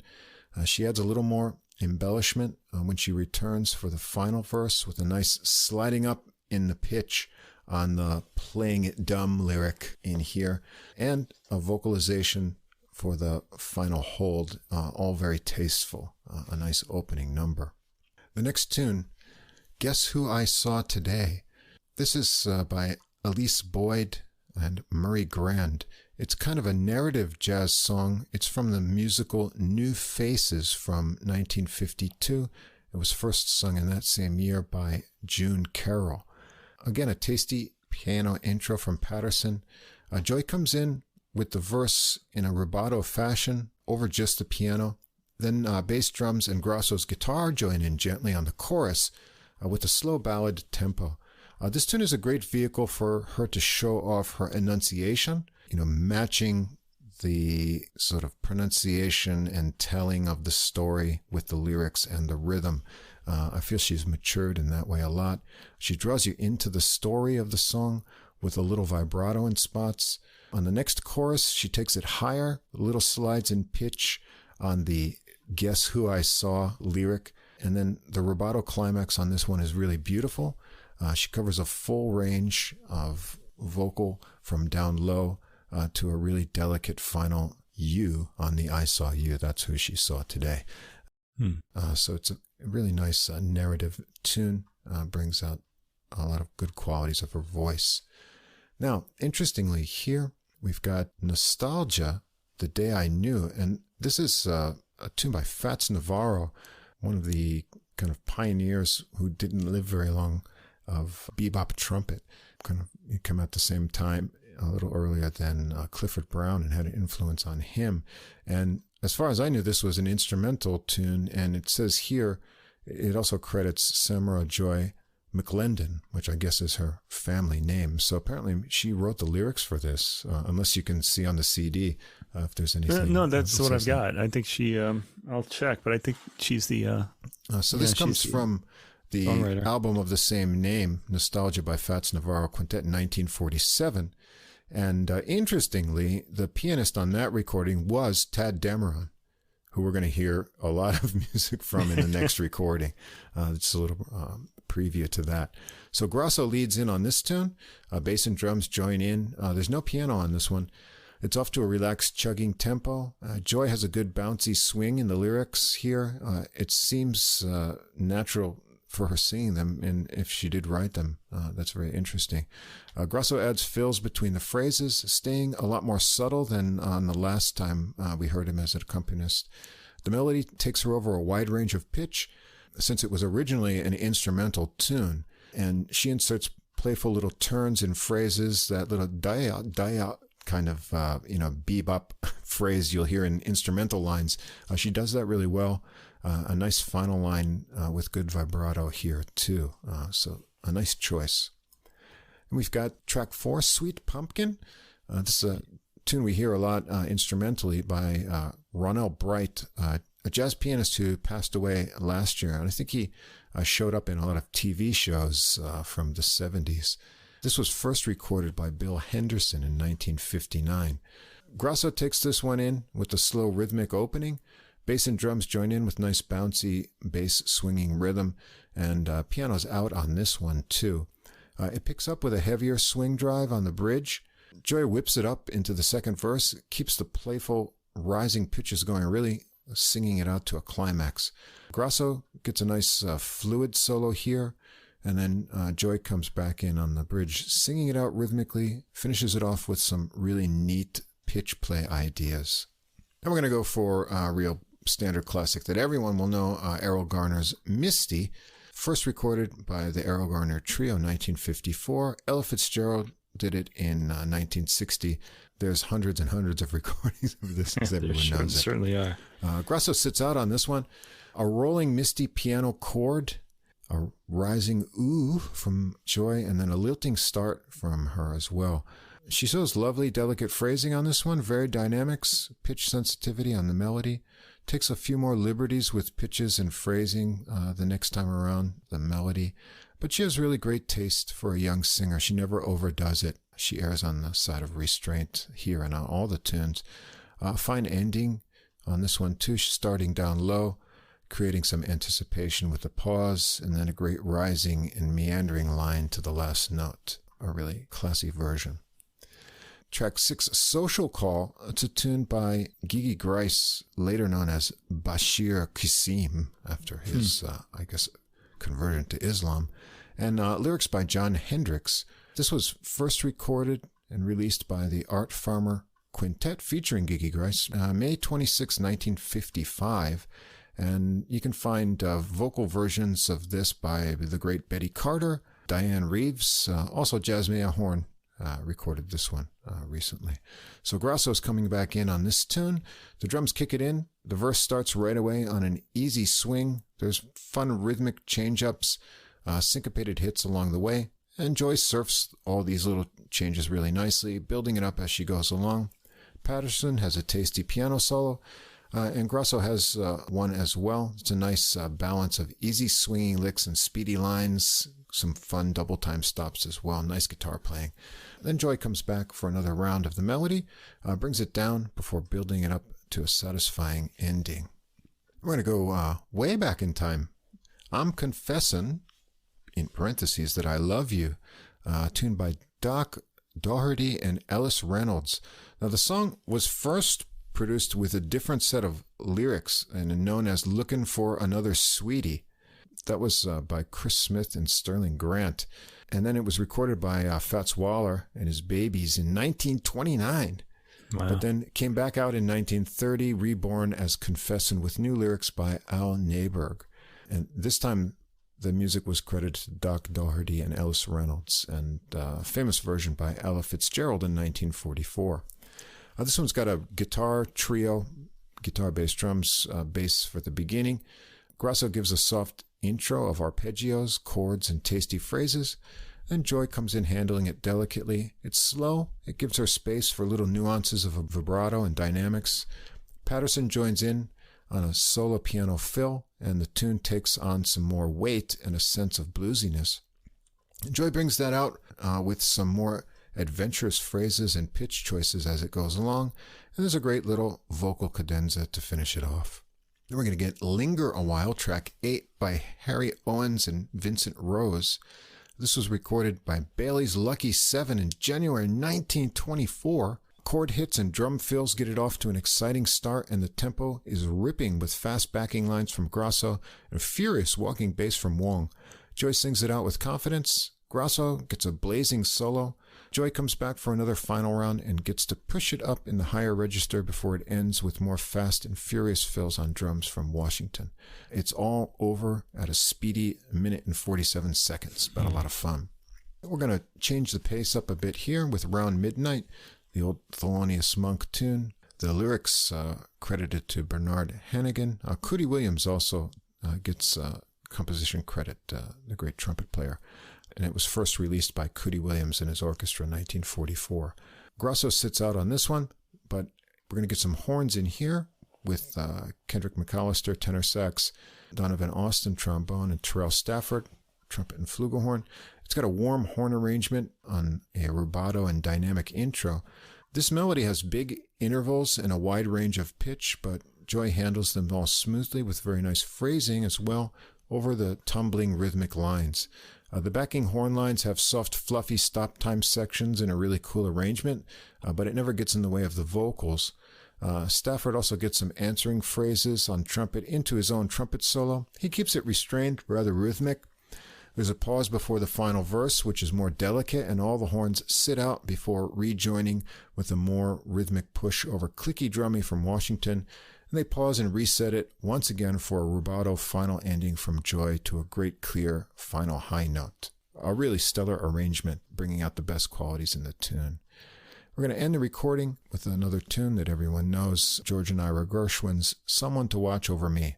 First recorded and released by Gertrude Lawrence, 1926. Other famous jazz singers have done it. Of course, Ella Fitzgerald, 1951, Sarah Vaughan, 1957. Interestingly, this was written by the Gershwins for the musical OK as a fast and jazzy up-tempo rhythm tune. But in the 30s and 40s, it got recorded by singers as a more slowed ballad style, and that became the way people just do it. So that's how we usually hear it these days. There's been more than 1,800 recordings of this song. Yeah. I'd like to hear someone do it in the original, like Gershwin's version. I'm kind of curious to hear what it would sound like. It would be interesting. Anyway, this is just a guitar and voice duo to end it, bringing Grasso and Joy together, so it makes it really intimate. A rhythmic chiming interval intro from Grasso to start it. Joy joins him for the rubato intro and verse. It's wonderfully lazy. A pause and then a steadier tempo for the famous chorus, but it breathes and they stretch it out as Joy phrases it nicely and delicately. Grasso is very subtle and tasty with his chords and fills, and Joy gives it a lifting ending with just enough final push. There you have it, a really nice collection with the same producer here, I think probably helping to choose this material. That really highlights different aspects of her voice, creates different moods, gives us some of these familiar jazz standards, but also digs deeper historically into songs we may not have heard or have forgotten about. Nice varied instrumentation with Grasso's guitar and piano taking different roles, and we get that nice horn arrangement on Around Midnight. You can hear her voice has matured a lot in just a year, with more experience singing and touring, bringing out more subtle qualities. She's able to vary her voice on different verses. She adds a little more ornamentation and pitch variations, but as I said, she's very restrained, enjoyably subtle, wonderfully warm and rounded quality to her voice, and she sings with the natural ease. One of the singers I really like listening to, and I'm picky about singers. And I think she's just only going to develop even more from here. Yeah, and that's the thing. I was thinking, she could really be one of the great jazz singers of her generation, Yeah, I'm sure. Especially if she keeps moving forward like this. I thought her voice matured a lot on this album from the previous one. It was only like a year or two. Just a year, yeah. Yeah, and Pasquale Grasso too. I want to say on Someone to Watch Over Me, he's her only accompaniment, and this is like light years away from what we heard last year, where I felt like he really overplayed. Here, he's subtle and quiet, and then she quiets down too, so that you can hear him as well. I just thought that was really beautiful. Yeah. It was such a great, very intimate. It was a great partnership there. I'm kind of wondering if people didn't hear our comments from last year and get back to them, or maybe they heard them themselves. Yeah. Somebody's manager said, "Hey, you gotta play less." Pasquale Grasso does play less, and he sounds like a great accompanist now on this album, while also having that virtuosic ability too that we've heard on his solo albums. Yeah, she has a really enjoyable tone. I could listen to her for a long time. This was an easy record to sit through. On this record, we didn't mention Ben Patterson enough. I think his piano playing was really great all the way through. Very tasty. And I thought he was perfect for her style. He's kind of laid back. He's got a good feeling, to himself. And the record itself is pretty laid back. And the recording was great. The balance favored the singer, thankfully. Yeah. So, really enjoyable. I'd say definitely hear it. Yeah. If you haven't heard it yet, definitely hear it. One of the up-and-coming promising vocalists for this next generation of jazz, right. Samara Joy. Now, the next recording is not really a vocal album, just happens to feature another extremely young vocalist. Extremely young in this case, yeah. But it's really an exploration of someone whose music just doesn't get explored enough, but we're going to explore it here and find out about some others who have. That's the great arranger-composer Tadd Dameron, and this is sort of a tribute to his tunes. Tadd's All Folks, as in That's All Folks, but Tadd's All Folks from Gary Smuylan, a great baritone sax player, and this is on Steeplechase label. And so it's going to explore Tadd Dameron's music and do that with the assistance of 18-year-old, maybe she was even still 17 when this was recorded at the end of last year, Anaïs Reynaud, young superstar of vocals, but more on her in a moment. Who's Tadd Dameron, if you don't know? I think jazz musicians and jazz listeners will know Tadd Dameron. He's sort of the definitive arranger-composer of the bebop era. We know a lot of his kind of standard tunes like Our Delight, Hot House, Lady Bird, and what I think is his greatest sort of vocal one, If You Could See Me Now. It's just a wonderful tune. He wrote melodies, but also full arrangements. But he worked with so many great musicians and bands, starting in the swing era and then up through bebop. He's working with making charts for Jimmy Lunsford, Count Basie, Billy Eckstine, whose version of If You Can See Me Now I remember hearing when I was a teenager. Dizzy Gillespie, Sarah Vaughan, just so many names. As we mentioned, he was in that sextet with Fats Navarro, later Miles Davis, Artie Shaw, Clifford Brown, Sonny Stitt, Milt Jackson, Benny Goodman, just wrote all these tunes. And apparently there's lots of his tunes that were never recorded and still laying around, because this album claims to have 3 that have never been recorded before. And so I got a little obsessed and started digging to see if I could find which ones they were. And luckily, there seems to be a new trend to rediscover his music. So I'll mention a few of those other recent recordings here. Did you figure out which 3 weren't recorded before? I think I know. Think so? Okay. But I'm not sure. It's kind of tough searching for these, but it's interesting. Anyway, on Barry sax, as we said, the leader here, Gary Smuylan. And we talked about him way back on episode 5, Tough Baritones, with Ronnie Cooper, who recently passed away. That was sad news. But at least we've still got Gary still making wonderful Barry sax music. Also on this recording, David Wong, who we heard on the last recording too, but he gets a few more solo spots here. Drums, Matt Wilson. Piano, another fine piano performance on this recording. I thought so too, yeah. Malinverni, really nice piano playing here. As I said, the young vocalist, I think that's how I say her name, Anaïs. Anaïs, yeah. Anaïs. Or Anaïs. It could be Anaïs in her case. Sure.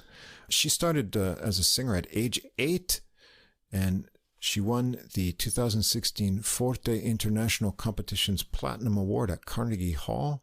What is it? Michael Feinstein's Great American Songbook Academy competition in the summer of 2018 at the age of 14, the youngest contestant ever. And she had a debut album of her own already, celebrating the music of Billy Strayhorn and Duke Ellington, titled Lovesome Thing. Anaïs Reno sings Ellington and Strayhorn with the Emmett Cohen Trio in 2020. She must have been like 16 then. Yeah, it's crazy. God. She sang America the Beautiful at the Yankees-Mets 9/11 20th anniversary game. You can see that on YouTube. And so she's got a very young and pure toned voice. There's not a lot of variation in her tone, but it's a kind of a big challenge to sing some of these songs because there's no precedent for them. Right. Which kind of makes it interesting. A fresh voice for some fresh tunes. Yeah, I think you want to keep that in mind when you're listening too, that there's no precedent for a lot of these songs. You have this 17, 18-year-old singer like approaching them. Yeah. But what's really great is Tadd Dameron's songs. It's like they sound instantly familiar because the melodies have great hooks and the chord changes are wonderful. And you just wonder how some of these didn't become standards because a lot of them are better than like some of the famous tunes. I guess that's just the way history goes. Anyway, here's one that's pretty well known. Whatever Possessed Me. We're going to start out with the lyrics here are by Bernie Hannigan. And the first release on this was actually by Chet Baker in 1964, but you can find a lot of other recordings of it. It's an AABA form tune. Reno sings the verse with a gentle bounce and swells, helped by Malinverni's rhythmic piano. Smuylan takes a solo next. He's melodic and full-throated. He's got that really fat tone on the bari. Malinverni gets a nice piano solo, really good touch, clear, unhurried right-hand figures, some rhythmic fun with both hands. Wong takes a bass solo here, big mellow sound. Reno returns on the B section after that bass solo, and I really like how she varies the pitches, taking a little bit more liberty there, adding more tension than when we heard it the first time. They finish up on the A section of the melody, the little slowdown to nice brush hits on the toms from Wilson, and some final Barry thoughts from Smuylan to finish it out. Then we're going to get This Night of Stars with lyrics by Carl Sigman. I can't find another recording of this, so maybe this is one of the three that's never been done. It begins with a rhythmic 4-bar intro in 6/8, tasty piano work from Malinverni. Reno sings the short 16-bar melody, urging the sharing of This Night of Stars. And then we get into just some fun extended interplay between Wong and Malinverni, locked together on syncopated hits for Wilson to fill with tasty drumming. Smuylan joins for a swinging solo over the top of this tricky rhythm. They bring back the 6/8 swing for Malinverni piano solo, and then Reno takes it through the melody once again with a few final phrase repeats to finish it up. So it's a really rather short song form. It's just this kind of 16-bar thing. And so maybe that's why it wasn't developed into something more. But what they do here is have a lot of fun with it, with that extended rhythmic kind of play, and it works into this context really well. Track 3 is Weekend, with lyrics by Irving Reed, who actually seems to be a really nice lyricist. He often collaborated with Dameron. There's a recording I found 2019, Vanessa Rubin, The Dream Is You. It's called It's All Dameron Songs, but that's the only other recording I could find of it.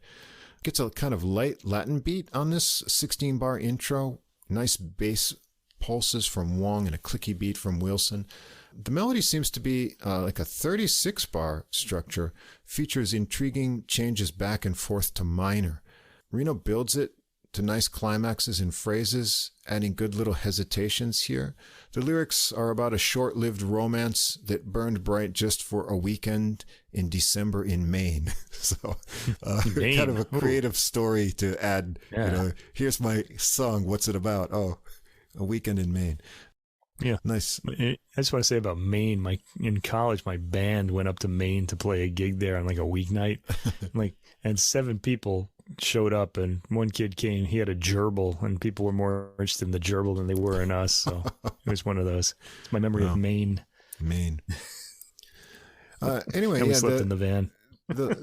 This tune is kind of appealing with that switch up major to minor. Wong gets a bass solo first, fine rhythmic phrases over the interesting clicks of Wilson. Malinverni follows another playful and rhythmic solo, and then Smuylan sounds really smooth here, but with good accents and a little bit more cymbal push behind from Wilson on that solo section. And Reno returns for another run through the verse. Take it through a little vamp at the end with long tones on the Barry for a soft ending down to just the trio. Track 4, Lovely One in the Window.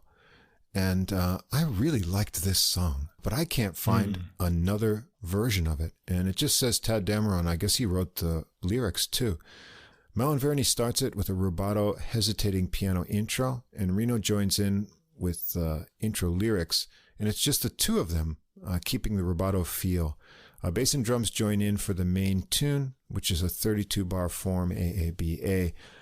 Structure. I think this is really compelling. It's got a lovely melody. The lyrics are about pining for someone seen through your window and hoping they'll notice you.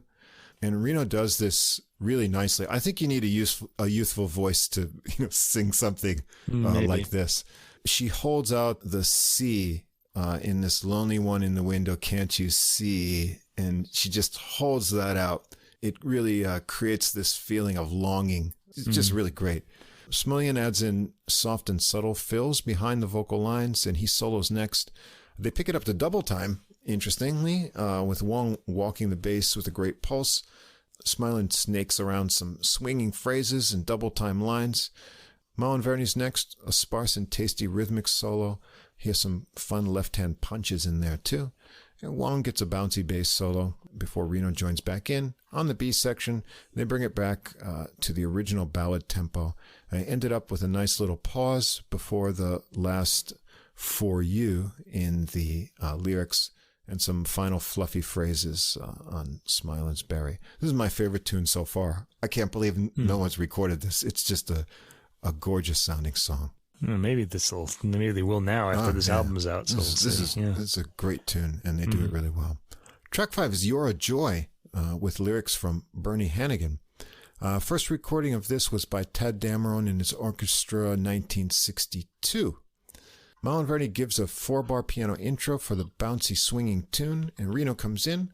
It's a 24-bar melody. She does a good job with phrasing on this tune. It's got a lot of tricky phrasing and kind of phrases that cross measures interestingly. They don't end where you think the normal 4-bar kind of phrasings will go. They modulate it and go around the melody again. She does go down nice and low at the end. And Smuylan and Wilson have a few rounds of trading fours of solo fun. Wilson really mixing up the drum ideas. Malinverni follows that with another light and tasty piano solo with some playful touches. Then Reno returns for another round of the melody and a nice little tag ending. It's a very happy and uplifting tune. Track 6, Take a Chance on Spring. This has got lyrics by Meili Daniela. I'm not sure of the first recording, but interestingly, this was done by Georgie Fame, English singer, kind of not purely jazz, more maybe like R&B and jazz, and a singer, Karen Krog. They did a 2018 recording of Tad Dameron's songs called On a Misty Night, and also done by anyone who's interested in Dameron's music. Look for this album. A sax player and arranger, Paul Combs, he had a recording called Unknown Dameron, released in 2019. Also, he's the author of a book called Dameronia that was published in 2012. You can find it on Amazon. So if you want to dig deeper into Dameron's music and history, check those out. Reno starts this tune a cappella in a slow rubato for the intro round, which goes on for about 47 seconds. Just Wilson joins under her on drums for the start of the main tune in an upbeat swing tempo, and she goes through the whole 32-bar form on her own. This is a nice show of a good sense of pitch. You better start and end right on pitch or things are going to be off. The lyrics of this tune encourage not letting spring pass you by for a chance at love. And Smuylan comes in next for a solo round, and still only the drums are there for support. We've got no harmony or chords going on, but not to worry because he outlines enough of the harmonies that you can still follow the tune nicely. Once more around for Smuylan, and finally piano and bass join in enthusiastically with a great swing groove. Malinverni gets a solo next. Nice left-hand chord hits again, and Reno returns for another round of the melody, and then it's just down to the drums again, right in tempo, to a kind of sudden ending here. Very nice arrangement. I like how they mix that up and just leave things over the drums there. Track 7, My Dream. And Do You Remember Now? It's a compilation. Medley, I guess. Yeah, medley. My Dream, lyrics by Tad Dameron, and Do You Remember Now, Jack Reynolds. My Dream was recorded by the Mad for Tad Ensemble. It's kind of like a big band unit in 2018, but I could not find any reference or recording to Do You Remember Now. It begins with a great loping intro from Malinverni that takes you back in time. This is an old style of piano playing. It's really fun, nostalgic kind of groove to it. Reno joins in with lyrics. It's about a dream that must have been about you and told her someday you'd be hers. The tune is a 32-bar AABA form. Smuylan adds a few backing licks, and he's up for a flowing melodic solo first. So far, it's only still Malinverni underneath, but he's got everything covered with a great accompaniment. Reno returns for another round of the B and A sections to a little slowdown. Then Malinverni transitions with a new bouncing feel, and we're into the next tune, Do You Remember Now? Reno sings the new tune. It's about memories of love. Do you remember now those things I can't forget? And the dance on the night we met. I like that line. Another great melody. It follows the same AABA form. Then Wong walks the bass for a unique sparse brush solo on toms from Wilson. Malinverni joins back in on chords for Wong to get a melodic bass solo of his own, and then he gets his own piano solo with some very playful rhythmic ideas in it. Smuylan gets his own solo too, with a great relaxed sense of phrasing here, and Reno returns for another round of the lyrics, taking a few more liberties with embellishments and the swing feel to give it a fun rhythmic ending to take it out. As it's a medley fusion of two songs, it's the longest track on the album at about 10 minutes. By now, you're realizing that any of these tunes, it could have easily become standards because the quality of these instantly familiar melodies and great harmonies. It's just great writing. Amazing that we could be hearing some of these for the first time here. We're going to get Sweet Life for track 8. This one's got lyrics by Bernie Hannigan. This was recorded by the saxophonist Houston Person in 2013. It's got a unique slow straight groove that's set up with an 8-bar trio intro. Reno sings the lyrics here about a dream come true from going through ups and downs. This one has really nice chord changes. They all do, but I thought these stood out. She really pushes it on the B section of the melody.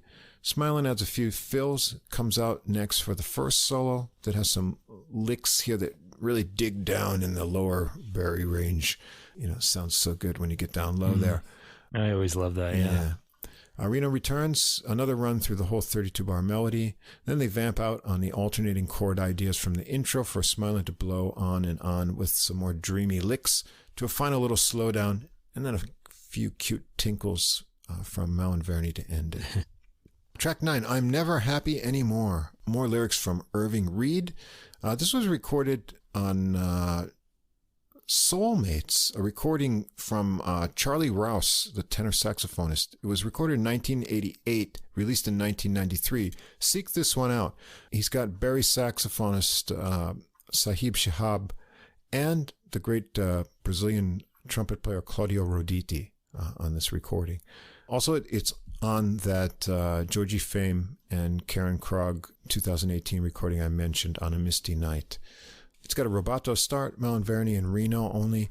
The lyrics asking, how come she's never happy anymore, even with gentlemen knocking on her door? Did she grow up too soon one day? Those are good lyrics. As I said, Reed was good at lyrics. Those are good lyrics, yeah. The two of them go through the whole form as a duo, Reno holding the last note on a pause on Any More, with a rising pitch into the next round with a repeat of the lyric. I thought that's a very nice touch. Bass and drums join in with a slow, steady tempo. Smuylan takes over with the solo, and he shows off his gentle side on the big horn here. Malinverni follows with a solo of trickles that sound wonderfully like he has sticky fingers. It's a great sense of hesitation, like he's got molasses pouring on the keyboard.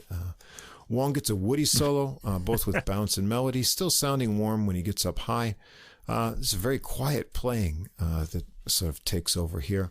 He gets just 16 bars on the A sections, and then Reno returns on the B section to take it through to the end. A nice dark, low note ending and soft additions from Smuylan and Malinverni. It's got some nice lyrics, and they really match the music well. Another one I'd like to hear more versions of. Then we've got Never Been in Love, another Irving Reed lyric tune. You can find this one on that Paul Combs Unknown Dameron from 2019, and also on the Vanessa Rubin recording I mentioned as well. This one's got a playful rubato but rhythmic intro from Malinverni. Reno joins in with the first strain of the lyrics here that tell us love was just an absurdity and could never happen to her. Wilson kicks up a beat on the drums with some fills to a medium swing with a nice walking from Wong and a clear cymbals. Reno comes in really swinging on the tune, which has an interesting extended form of 44 bars, the last 12 that have a really cool stop time section to them. Smuylan's up for 2 rounds of enthusiastic swinging soloing with endless flowing ideas and some fun low scoops getting down low on the Barry again. And Malinverni gets a couple rounds for himself, playful rhythmic ideas in his phrases, fun descending runs on the final stop time. And Reno comes back for another swing through the melody and a nice extended ending with Smuylan joining in on her vocalization. They ended up quoting the last phrase of the probably most famous Dameron song, If You Could See Me Now. It's a little quotation to end it to a big finish. So what a great collection of Dameron songs, great melodies that become instantly familiar. There's wonderful harmonies that invite improvisers with subtle little diversions and a few surprises in structures. A nod to the lyricists, too, for some really subtle lines that match the musical emotions really well. Smuylan has made great arrangements here, varying the tempos, rhythmic styles, mixing up the solo forms to keep each tune a little fresh and different. Malinverni really sets the mood for the tunes with tasteful yet playful rhythmic playing and solos, and Wong holds down the low end, and he has nice bass solos too. And I enjoyed Wilson's creative and restrained drumming ideas. I thought the young Reno does an excellent job with phrasing, sense of swing, and a youthful earnestness. There aren't many, or any, in some cases, recordings to model yourself after with these tunes, yet she sounds confident in her interpretations. Although she has a nice warmth to her voice, what she doesn't have is a much variety of tone. So there's some sense of sameness to the quality of her voice over the program. But she's 18. She's got a bright future, and I'm sure she'll only grow from this point on. Yeah, not much variety of tone yet. I mean, she's just so young. I mean, she just needs to get on the road and start really doing this. Yep. But yeah, I thought the songs are really appealing. I like them too. And I think Smulyan's playing, of course, that was really the draw for me because I really wanted to hear that Barry sax sound as always. The pianist on this record was great too. I really liked him a lot. He's really good. Lots of swinging and bluesy feel when he's playing. They really brought these songs to life. The baritone sax solos were a real pleasure throughout. The throaty tone of it. Yeah, I just like when I hear a classical music work that hasn't been recorded before, I want to hear other interpretations so I can get a more dimensional feel for them. And I kind of feel like that here too. Like maybe I'll go back and listen to some of the older recordings, but I really hope people are going to start recording these again. Another thing about Anaïs Reynaud, she has a very adult-sounding voice for her age. I was really amazed to hear that she was so young.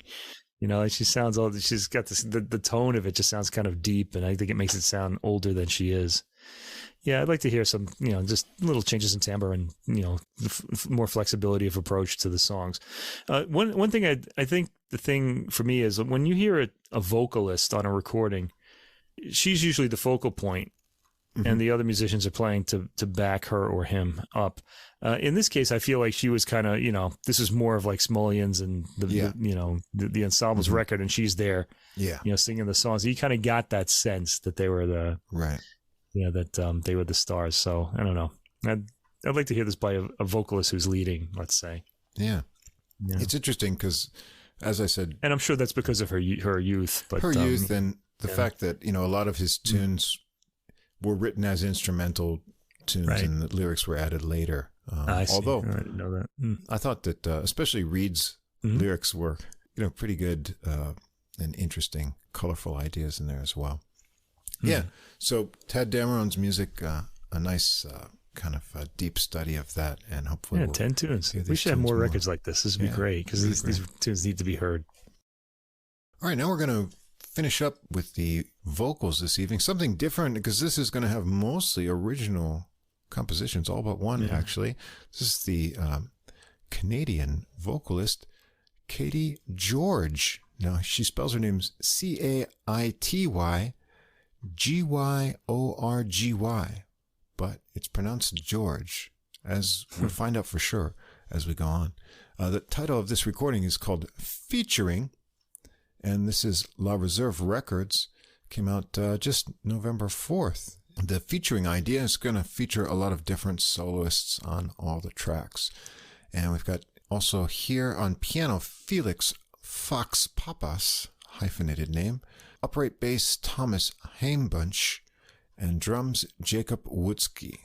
And we've got a lot of guests who I'll highlight as we go through the tunes.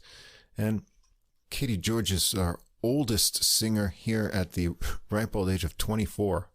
She is still very young, but she's got some interesting skills all around here, as well as writing the tunes. She's a good scat vocalist too. And, I was pretty impressed by that. Yeah, and this is a big collection of songs. There's 13 tunes on the album, and they're almost all really upbeat and swingy tunes. And we're going to get off to a real swingy start right on the first tune called I Feel Foolish. It's a fast tune. Cute lyrics about confidence and foolishness to be chosen by the one you fancy. George has a fleet sense of swing over the fun stop time in the A sections of the melody. Heimbunch and Wutzke push the swing, tight walking bass, and nice tight drum cymbals. Danielle Barta is the guest here, contributing a real swinging solo with a nice tartness of tone on the alto sax after the vocal verse. Then we get a fun interlude with vocalization and sax on syncopated backing lines for some drum fun from Wutzke. They switch off to piano and bass, then to trade with Wutzke to build into a final vocal verse from George. There's a line, speak a simple phrase that demands some skill. And the really fast lyrics of aloofness and foolish that come out in here at a blazing tempo take some enunciation skill indeed. But George pulls it off with a lot of charm. So we're in a good mood already with this tune. Track 2 is called Cover Up. This one has a slower bluesy swing groove with a sax arrangement on it and some fun rhythmic figures and pauses as it goes. The lyrics, yes, I found myself often telling fibs, covering up what you did. Those iron bars seem awfully homey when you are willingly trapped behind an unlocked door that protects you from attack. That sounds rather dysfunctional to me, but George gives a bit of sassy charm to it. There's a vocalization and sax solo section before an alto solo from Christine Jensen, who also sounds nicely relaxed and a bit sassy too. There's a crisp kind of tenor solo, too, here, but the notes don't indicate who it is on tenor sax. George takes a scat solo after that. She's quite good at creative syllables. She is. Yeah, makes up a lot of ones I've never heard before. Then we get another round of the vocals with some more lifting phrases, this time into a final bluesy scat vamp before the ending. There's also like some stylish pronunciation on this tune, like when she sings cynical. Yeah. Yeah. Pronounced at the end like an O. I thought that was really interesting. And we're going to get the only standard on the recording here, the Rodgers and Hammerstein, It Might As Well Be Spring. But this is often done as a ballad, but they give it the upbeat treatment here with a nice arrangement. Starts with the trio locked in on an intro of syncopated pulsing and little vocalized and trumpet line to lead in. George keeps it rhythmic in her phrasing, and they change up the feel nicely on the bridge. We get to hear the vocalized and trumpet line a couple more times, filling in on the way, and into a trumpet solo from Kyle Pogline. He sounds agile and boppy, and he has some real fun interval lines in his solo. George returns on a bridge into another verse. They continue on with some fun interplay between George and Pogline, and with vocalization and trumpet improv to a slowed down ending. It's a fun and very springy arrangement. I liked it. Track 4, Start Again. Back to the originals.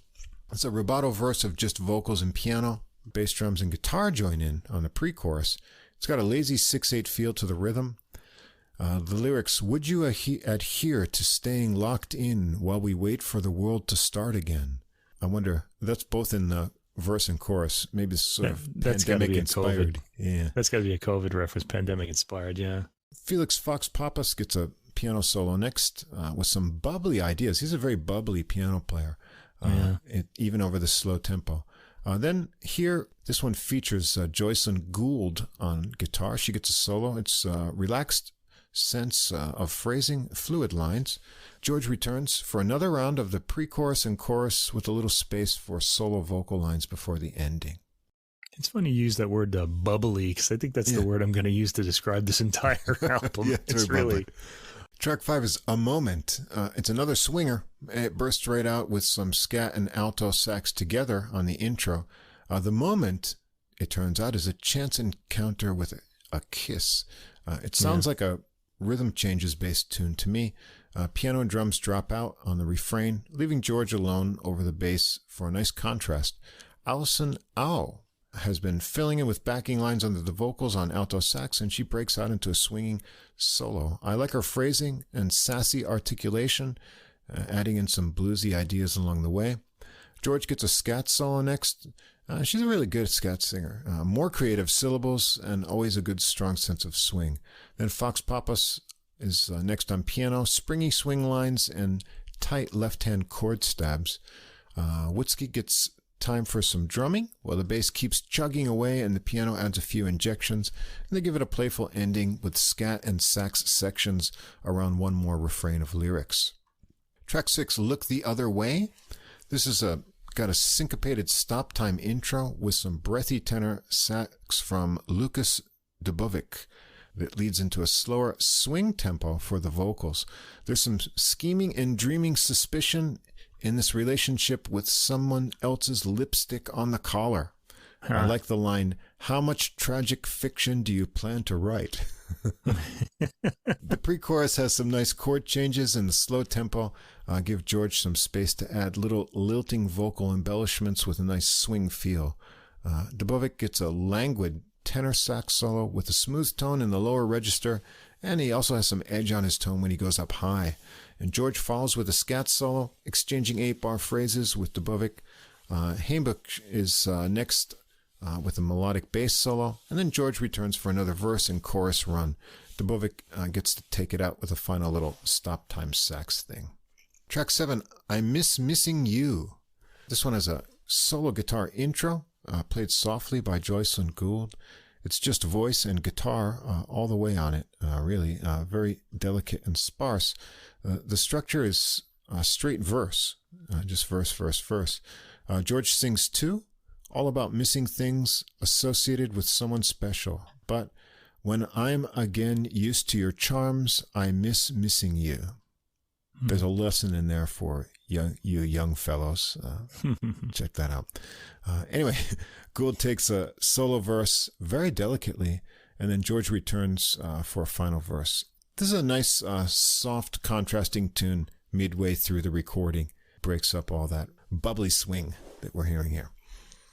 Then we're going to get "'Tis Autumn," and this is a slow swinger with stop time. Backing tenor sax lines from the well-known Pat LaBarbera. Been around for a long time. The lyrics herald the arrival of the cold weather nicely. They say, "Old Father Time checked so there'd be no doubt, called on the north wind to come on out, then cupped his hands so proudly to shout, la-di-da, dee-da, dee-da, 'tis autumn." Yeah, like it is right now. LaBarbera gets a solo verse, thick and soft tone. Fox Pappas has another solo with bubbly lines. George returns for another chorus with a real pregnant pause before it finishes and continues with some final sax phrases from LaBarbera to the final lyric. My Cardiologist, track 9. This has got a kind of fun Latin-y drum beat and bass line.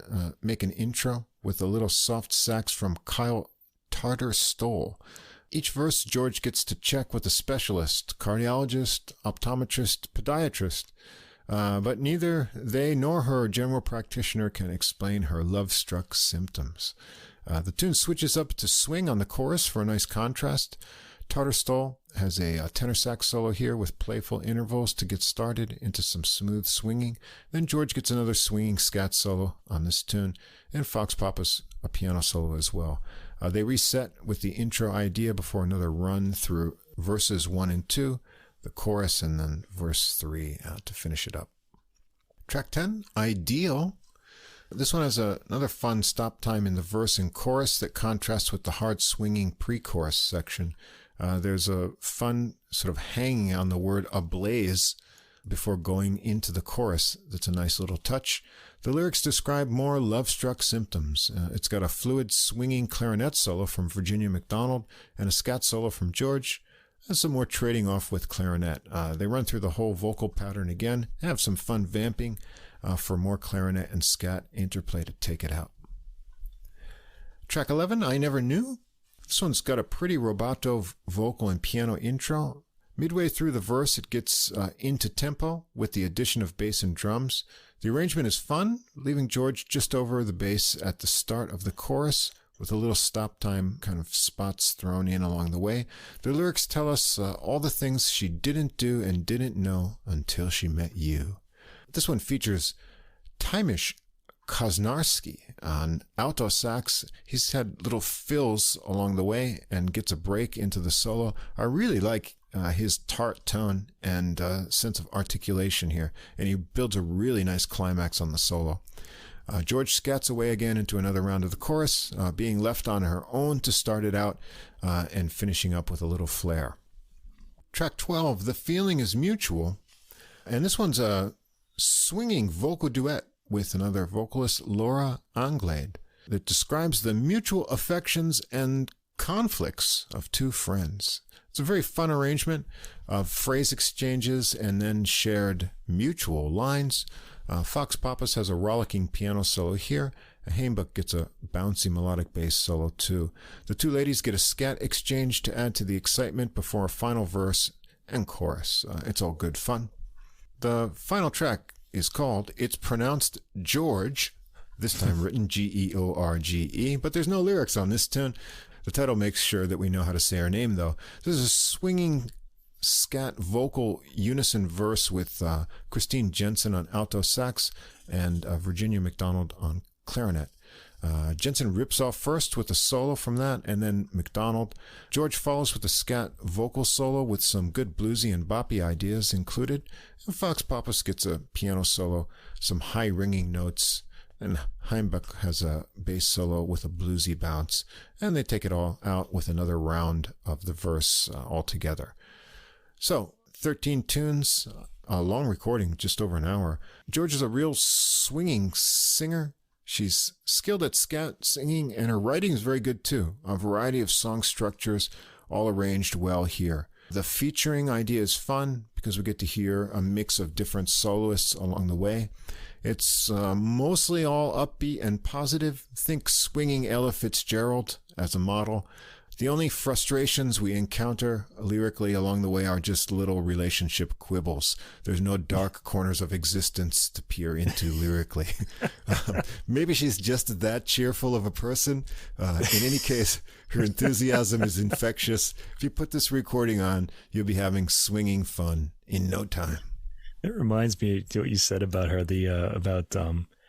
you remember the gymnast Mary Lou Retton? She won like a bunch of gold medals in the Olympics when we were younger. Yeah. She was always like really happy and bouncy, and just kind of like this idea of like the, American girl at the time, And I had a friend in college who was from her hometown, and he said she has like a few brothers or something like that, and he said the whole family is like that. Oh, really? He said they're just really hard to be around because they're so happy and energetic all the time. Which I thought was really funny, the way he said it. Yeah, interesting. But I kind of got that sort of from this, too. It's 13 tracks, and they're all bubbly, and I kind of came away from it feeling like I drank like 13 magnums of champagne. It was a little just too much happiness for me, It was really good. It's really clever. The vocals... They reminded me of like Broadway, I guess, in the 30s and 40s. Not that I was there, but the songs and something like that. The clever lyrics of like Ira Gershwin in the 30s and 40s, that sort of vibe this record has. It really felt to me like something like from a past age. And it also had a really cool album cover. I just want to mention the album cover art was really interesting as well. So check that out. The saxes are hoarse and a little raspy in their tone, sort of like that era.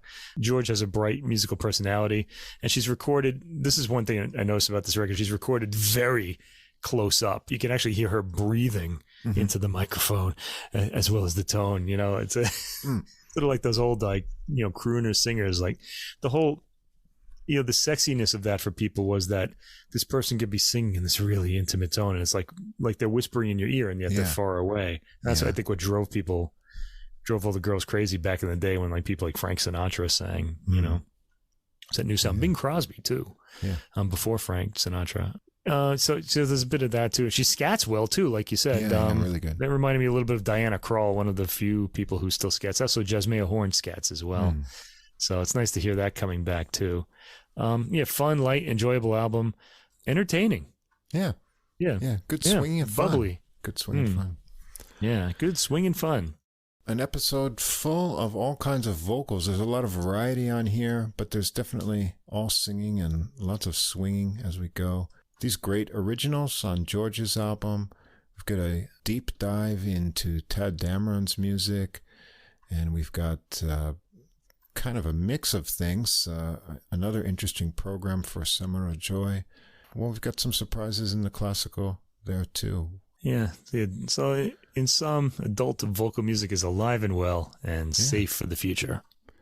Yeah, we should probably do this more often, but I don't think we'll do it too often. But once in a while, it's good to have. We get interesting recordings like these, and it'd be great, Worth doing. Well, next week, we're going to have a few things we can tell you about. We're going to have the next installment of Wranitzky releases. Oh, yes, we are. The CPO recording. We're finally ready to talk about that. I started listening to that today, in fact. It's pretty good. So thank you, Daniel Bernardson, for our hand-delivered copy of the CD all the way. Yeah, thank you for that, which I now have in my possession, which is very nice. From Germany to Sweden to Japan. So we'll talk about that. And I'm going to do a first all-German jazz episode next week. Yeah. Now, you would think I would pair that with old German classical music because that's the easiest thing in the world to do. But as it turns out at the moment, I'm not listening to a lot of like German music. It would have to be all like 19th century or something like that. I do have a Beethoven cello sonatas thing I could do, but I'm not going to go off of the beaten track a bit next week. I think I've got a few surprises. Well, of course, I've done a few German artists in the past, but we've never done a whole episode of all German. So it's a first time for everything. German jazz, yeah. I hope the Christmas releases start to get better because my list isn't looking too promising yet. So I've got some good classical stuff. Oh, interesting. I haven't heard them yet, but interesting looking classical Christmas releases. Usually, I'm not a big fan of a lot of the recent classical Christmas music because it kind of tends to be samey. But I think there's some good, interesting stuff this year. Oh, That's good. Well, hopefully something else will pop up in the next couple of weeks in the jazz. We're doing this podcast now, and I really don't need any more any more Christmas records in my collection. But now, they're just going to be piling up. Yeah. As the years go on because of this podcast. Because I just can't keep my hands off them if we talk about them and I like them. So. Anyway, if you want to find out the recordings for next week's episode, they'll be up on the playlist for Deezer shortly after, in the same day this episode gets published.